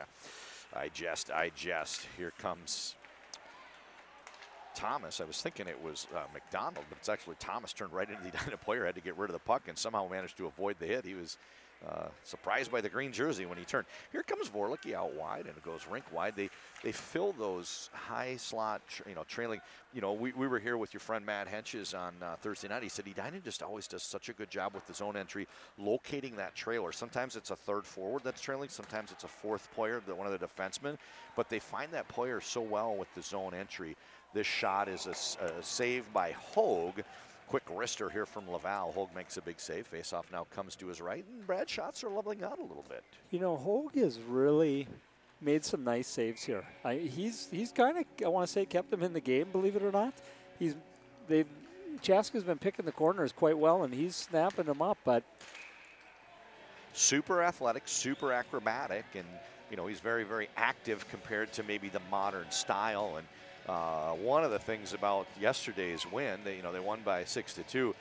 Talked to one of the coaches and one of the parents from St. Thomas. They kept saying, it's a closer game than that. It's a closer game than that.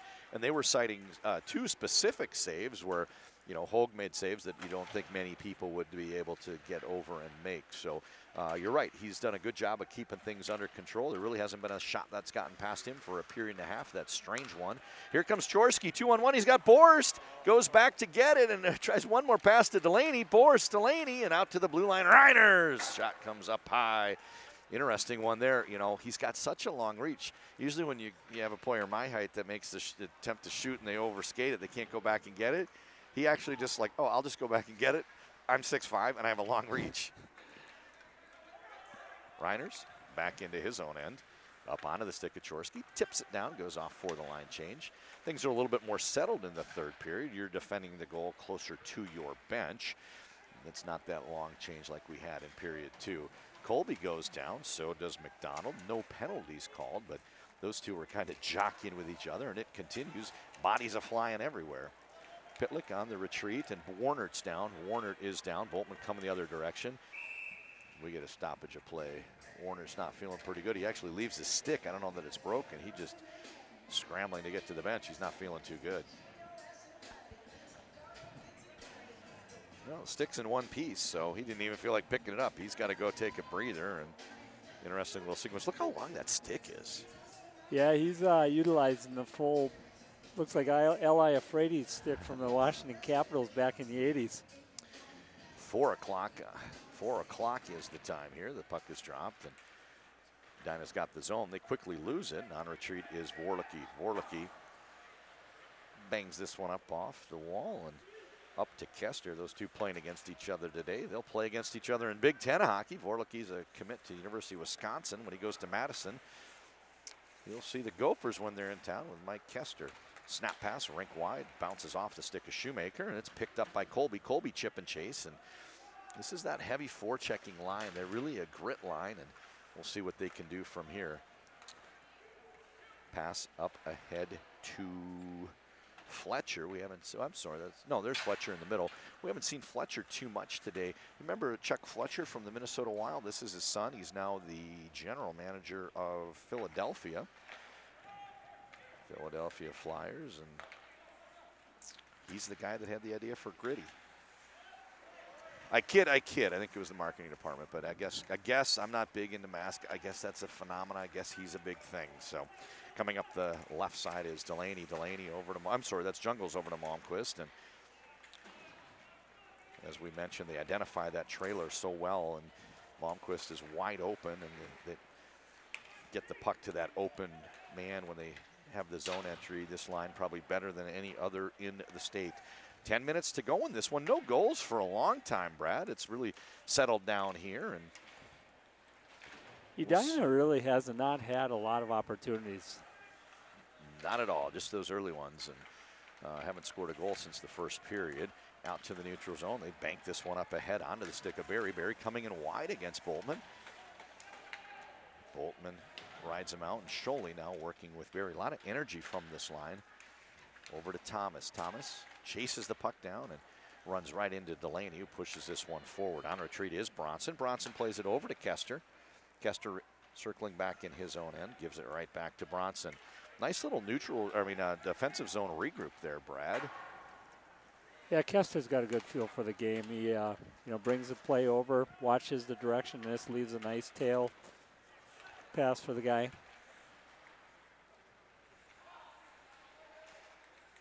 This pass doesn't quite connect, but the first one to find it as he enters the zone is over on the far wall for Chaska. Erickson pops out to Boris. Boris brings it in. He's got Cherski with him. He says to take it to the house and slide it in. Tries to get it underneath the goaltender and doesn't quite get it through Bach. Bach with a nice save there, but real good pop, burst of speed by Boris. He's just a sophomore, but I didn't envision he'd be able to skate by everybody like he did. Well, the defense at the time was a forward, and that was got caught back. He got caught, and Kester was up north with the play, and all of a sudden the forward had to play back.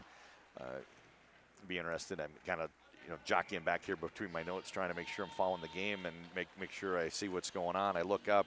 It might have been a little hesitation move from Boris when you enter the zone and you lull a little bit. The defenseman slows, and as soon as you see that, you can pop. I just didn't think he'd power past him like he did, and real impressive change of gears, if you will. Boris, very exciting. This is a senior-heavy team for Edina up front. Top 6 forwards, all seniors, and 8 of the top, 7 and 8 of the top 9, and Boris just the lone sophomore that's logging minutes here as a forward at this point of the season. He's looking real good all year. We're into the last half of the third period. Next goal is a huge one. Triggering the rush is Warnert, and Warnert gets across the blue line, gets pushed off. The pass doesn't come back to him, and Edina manages to throw it out to neutral. Just 33 shots on goal through 2.5 periods between the two teams, and oh boy, they try that home run up to Pitlick, and he kind of got behind Boltman, and it's going to be interesting. Sometimes, Brad, when you stretch pass, that floater, it's hard to keep your feet moving. Sometimes they catch it and they just don't have enough momentum to get toward the goal. Kester centers it out front. Hogue tips it back to the blue line, and seems like everybody was going in the vicinity, but nobody knew what to do with it when they got there. Kester on the retreat. Short pass up the boards. Gets it to Warner. Warner to Pitlick. Pitlick. Boom goes the dynamite. Pitlick has tied the game 3-3 with 7:25 to go. Pitlick from Warner and Kester. I'm not surprised that Chaska's tied it. Just watching the play, and you look at Pitlick, and he's definitely been the best player on the ice in the last 15 minutes now. And he just blew that by short side on the goalie. I think he was expecting a shot to the far side.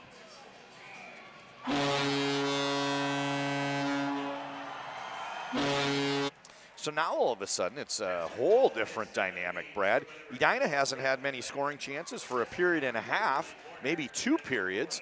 You take a look at it, and Chaska more well rested. They didn't play in the afternoon or evening last night. They were done by 2 o'clock. Edina on this tight turn, they were here till 10 o'clock last night, and they find themselves in a 3-3 game, knotted up, 7:15 to go. What does Edina have to do to bounce back? Well, I think you have to stick to the basics, and you got to start coming up collectively as a unit. A couple players are getting too far out, and they're not getting the puck to them, and just start plugging away. Jungles brings it all the way down to the end line, rings the boards back to Vorlicki. Vorlicki can't quite get a flat puck. It bobbles off his stick and quickly cleared out to the neutral zone by the Hawks. Kester goes back, Everybody tags up for Edina, gives him lots of room, but it's quickly closing as Edina sends 2 in on the forecheck. Out to the neutral zone. This puck is grabbed by Williams. D to D over to Vorlicki. Vorlicki up to Malmquist. They enter the zone 3 abreast. Malmquist cuts to his forehand, tries to use the defender as a screener. It hits his boot instead and kicks off to the side wall. Working the other direction, it's Laval. Laval cuts wide, going around Williams. Shot steered aside by Hogue. And Williams circles back behind him. And now we're deep into a shift. Both teams with tired legs. We'll see. Yep, Edina sends their 3 forwards off. Little things like that at this stage of the game, Brad. If Edina gets caught on a line shift or Chaska vice versa, that could really be devastating as there's so many skilled players. 9 Division I commits in this game. 9 Division I commits. Anybody could see just a small crack and kick open the door. I think you'll see a little bit of some line matching going forward. Edina had a quick shift on that one, trying to make sure that they're not outmanned, and I'm sure Chaska's doing the same thing. They're paying attention to who's out there on the other side. Brett Cherski was your hero on a very similar game a couple nights ago. We get down late in the third period. He scores the tying goal and then later gets the winner.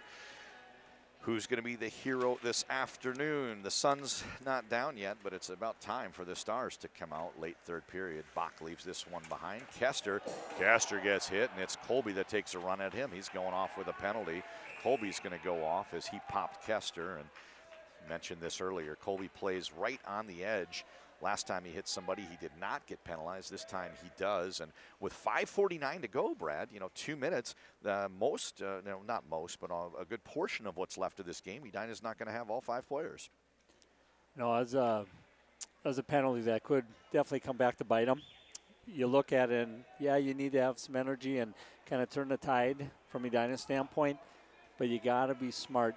If he's got your back to you, you have to make sure you don't hammer him to that degree. We've got someone going in to serve the minor penalty. They send Clemenson over to serve. So I believe it's going to be a 2-minute minor plus a misconduct. We'll see if it goes up as a 2 or a 5. But we've got, well, he's still in the box. So it's got to be a 2-minute minor. Nope, it's a 5-minute major.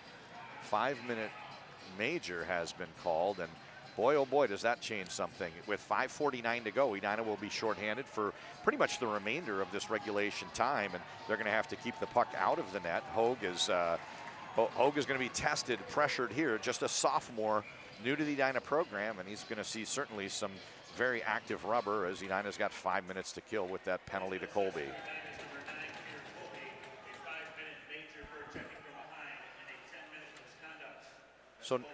So no game misconduct. The rule book's different in high school than you get in youth hockey. Not a USA Hockey rule book. It's National Association of High School or something. So 5 and 10. 5 and 10. And yeah, we've had, 2 shorthanded goals this game.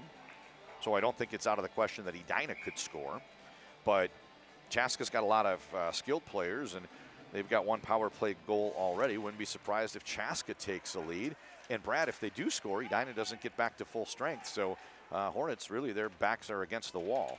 Yeah, the momentum definitely has been Chaska's way in the last 10, 15 minutes. What'll be interesting is if Edina does manage to kill the next 4 minutes, 24 seconds, that'd be a huge uplift, and maybe that would give them some momentum to propel into overtime, but we're a long way from that. 5 minutes to go in this game. Warner enters the zone, cuts across, works against the other number 2. That's Boltman, and down he goes, and I don't think you're going to see many ticky-tack calls against Edina right now. You have that even-up call phenomena. We might get the reverse of that, where it'd probably take blood for Edina to draw a minor at this point in the game. Onto the stick of Nevers. It's 2-on-1 the other direction. He hits Jungles. Jungles waits for Nevers. He enters his own clap bomber and fires this one just wide. Now they're in a little bit deep. They need to get back. Edina switches up the defensive personnel. Vorlicki out there now with Williams. Guitar solo here for Pitlick, and guess who went in deep? Benz comes way back out. They're trying to find some zone entry. Gets it to Kester. Kester brings it along the wall. They've already killed 90 seconds off of this 5 minutes, Brad, and we've got a minor penalty called for a slash against Edina. It's going to be 5-on-3 with 4:19 to go. 5-on-3. All of a sudden, things are looking like there's no way for Edina to win this game. If you thought you were in trouble with a 5-4 and down with a major, now you're really in trouble with 4 minutes, 19 seconds left. I don't know if Nevers was pleading his case, or voicing his displeasure. Nonetheless, it's Nevers that goes off for the slash. We've got 2 minutes on the board for Nevers, 3.5 minutes on the board for Colby, 4 minutes, 19 seconds to go, and one of the two teams has called timeout. I believe Chaska called it. That's a good call. You know, their top power play unit has been out for 2 minutes. This gives them a chance to kind of rest their legs, and hopefully, I mean, from their standpoint, they want to go within this first 2 minutes, and then they'll work on that major again. 4:19 to go. Edina is being tested physically, mentally, and emotionally. This is really a crucible that the Hornets are facing. They're undefeated this season. Had a regulation tie and an overtime tie. Goes in the books as a tie, but they did lose a shootout in a Thanksgiving tournament. Since then, they've rattled off nothing but wins. They entered the tournament, 7-0-1. They might be 9-0-1 might be the number. And on the other side, Chaska, disappointing start to the season, came here 4-5, win 2 games, 6-5. They've got Edina on the ropes. It's not a lead yet. And, boy, you can see that they're really trying to come together. We've got everybody on the Edina bench minus the 3 players in the penalty box. Big group hug here. They're going to try to find a way to gut through this. They're going to be 3-on-5. They've got a lot of kill work to do, and they're going to be facing some of the best players, some of the most highly touted players in the state. I see Kester. I don't see Pitlick. Pitlick is not out. Looks like they might just be going with maybe some intact lines here. I don't know. Interesting play. Barrett over to Kester. Barrett, Kester, bends. Kester. Watch the weak post on this one. I think you're going to see a pass across the crease to the weak post. So Edina goes with 2 defenders. They use Boltman and Reiners on defense. Jungles is the sole forechecker. Your personnel is a little bit limited in who you can use, given the 3 guys are in the box, but that's who they chose to go with on the kill, and this shot gets deflected just wide, but Chaska manages to keep the zone. 90 seconds left in this 5-on-3 opportunity for Chaska. 90 seconds, it's going to seem like forever. Played out to the top of the circle, and this shot, nice play there by Reiners to get his stick on it, and he deflects this one, goes up high into the glass, and eventually Edina throws this to length of the ice. Edina gets a full 3 out there for the line change. Now it is Liam Malmquist as the forechecker, and they go with Williams and Vorlicki. Puck is played over in our direction and offside right as he gains the blue line. Barrett brings it in, but somebody hadn't tagged up yet. And Brad, Edina, credit them, did a pretty good job. They've killed half of the major and half of the minor. Not only that, it was a smart play by Malmquist. The Chaska player straddling the blue line, he just pushed him offside, and smart play by Malmquist to recognize that. I think they weighed the kids for the NHL draft at the Elite League. I think he checked in at 147, and usually kids that are thin framed, they don't gain weight during hockey season, they lose it. And oh my gosh, that one hit the back wall, came right back into the slot. Hogue had the puck whistling by him 3 times. Once when it hit the back wall, second time when it came off of it, and then somebody shot it and he had to make the save just wide. Now we have Pitlick out there, plays it out top to Kester. Kester was juggling water bottles on Thursday. He wishes he could have saved one of those for today, as they're in the late moments here, 3-2. Nice play here. Kester into the back of the net. Kester from Pitlick, and it is Chaska 4-3, still with 1 minute and 55 seconds of power play, thanks to that major penalty. Kester from Pitlick. An interesting sequence there, John. The Edina player got checked from behind, not hammered, but he got checked from behind, and Edina was kind of hoping that the ref would have called it, and play goes on, and 10 seconds later, it's back in the back of the net. So Chaska is really in pretty good shape here. They once trailed 3-0. They now lead 4-3. There's 2:44 remaining in the game. Edina's going to be shorthanded for most of that. 1:55 still left in that power play. 1:55.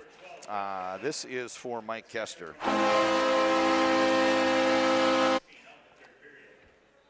Back to the action. Edina unable to send a full forecheck as they're still shorthanded.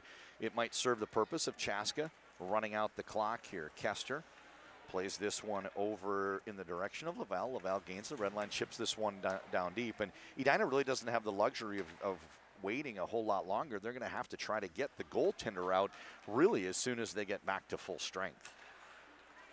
And if they could gain the zone, Brad, in a icing or some type of face-off down low, get the goalie to cover it, I got a feeling they would pull the goalie sooner if they could. Into the final 2 minutes of this game, Chaska, in case you've just joined us, leads 4-3. They once trailed 3-0, and it's the old adage, how do you eat an elephant? One bite at a time. They just chiseled their way back into this and made it 3-1, then 3-2. You said the next goal when it was 3-1 was a huge one, and then 3-3, and now all of a sudden they've got a 4-3 lead. And credit the boys and credit Dave Snuggerud for really keeping their cool when they were down early, three goals more than they wanted to be. Yeah, so they definitely kept plugging away and kept coming back, and that's what you do. You chip away. Warner takes this all the way down to the end line, works against Vorlicki, and Warner gets hit again. He's really taking a pounding. Tallest player on the ice for the Hawks, and Edina seems to be going after him physically all game. We're down to 1 minute and 5 seconds left to go in this one. Couple shots here from Kester get knocked down by Borst and Morton. 1 minute to go in the game. Keep an eye on that penalty box coming out in a moment here. Is a minor penalty, or excuse me, a major penalty expiring, and Edina is back to 5-on-5, but they've only got 45 seconds left with which to work. No surprise, Liam Malmquist, Jet Jungles, Mason Nevers, they're out there with Vorlicki and Boltman. The problem they have, though, is they don't have a lot of time with which to work. We're down to 32.5 seconds left. Chaska leads 4-3. I think right now, if you're Edina, you got to call a timeout. You got to rest your horses. Yeah, you're resting Chaska's too, but figure it out. Maybe come up with a gadget play, and you got to get the puck down to the offensive zone as quickly as possible. We do get the timeout, as you predicted, Brad. We do get the timeout, and not only do you rest your horses, you kind of rest the guys for Chaska as well. So, you know, Chaska's going to be countering with their top draw winner. You know, if they could win this face-off, maybe hold the zone, they're going to be countering with their, you know, their biggest legs and fastest guns, and it's going to be an interesting matchup. Just 32.5 seconds left. It means everything right now for the Hockey for Life, but, you know, in the grand scheme of things, things mean a lot more later in the year. This has been a great way to prepare for section play. They'll be facing, you know, similar level opponents, two different sections, but these teams are going to be battle tested for the February tournament trying to get to St. Paul.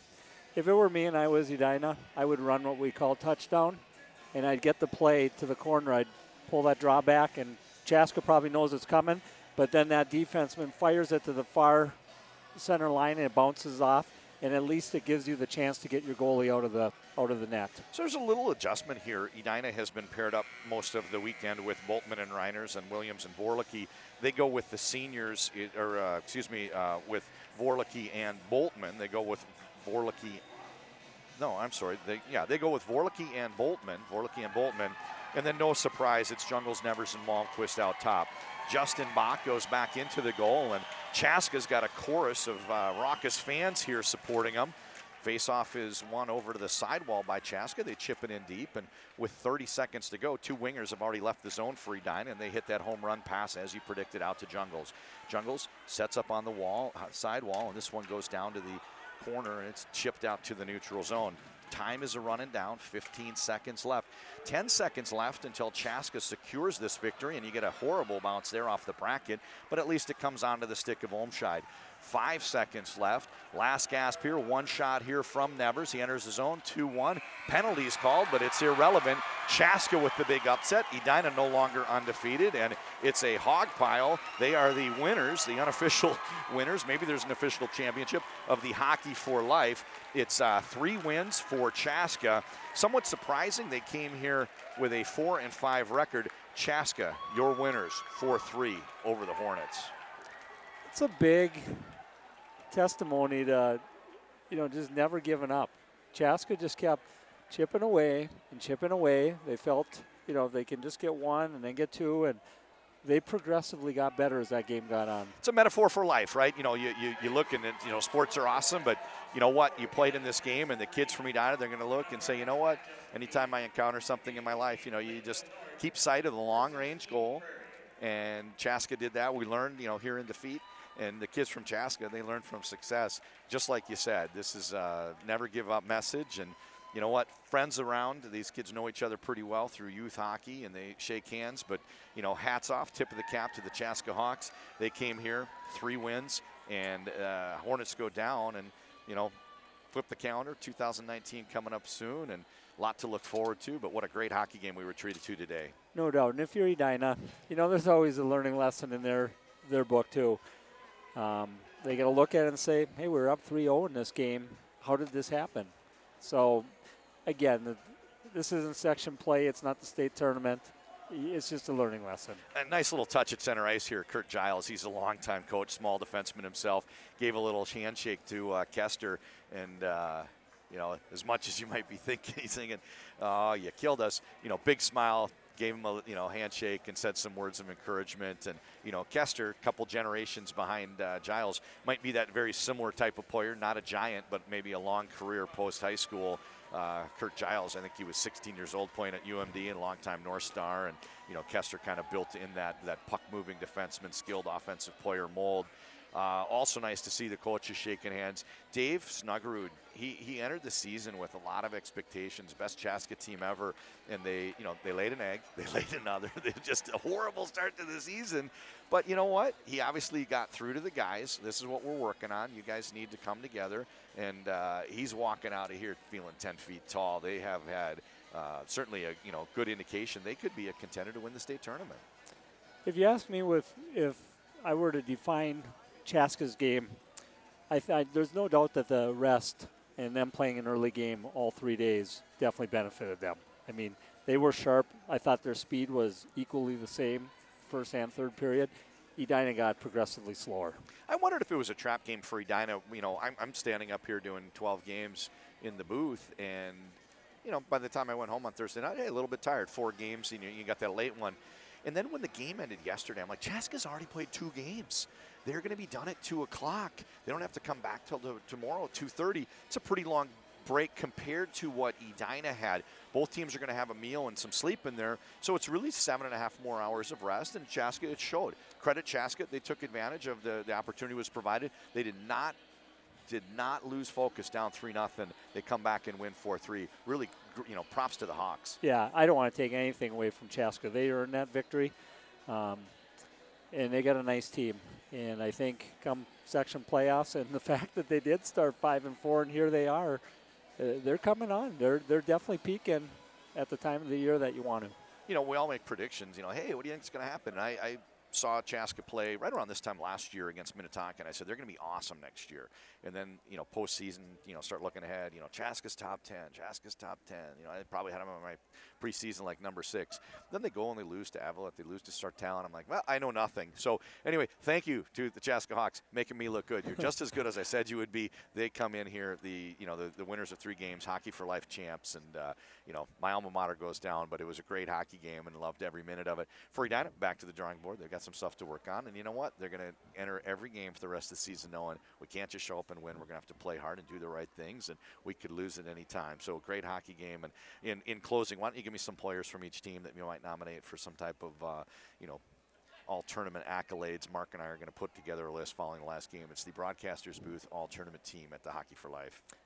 Well, I think Verlicki looked really good. He's a crafty, shifty D. I like how he uses the glass a lot.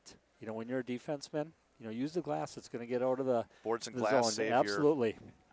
Yeah, and then I thought Jungles, he had a good game. He, he's a crafty, shifty, great IQ type of player, and he's got a nose for the net. On the other side, there's no doubt that Kester, that guy, he's okay. Yeah, he could probably make a team or two. What do we got? 1 Gino, 3 apples. He had a Hattie the first day. Mike Kester, talking to him at center ice right now. He's the youth hockey player of the game. Mike Kester, just sensational. And this building is full of NHL scouts, and you know who they're coming to see. there's a short list of guys here that are 17, 18-year-olds catching that NHL interest, and they're here to see him. And guess what? He showed them, hey, I can play and I can dominate at this level, and you keep an eye on me. I'm a great player. So credit to Kester. Anyone else on Chaska?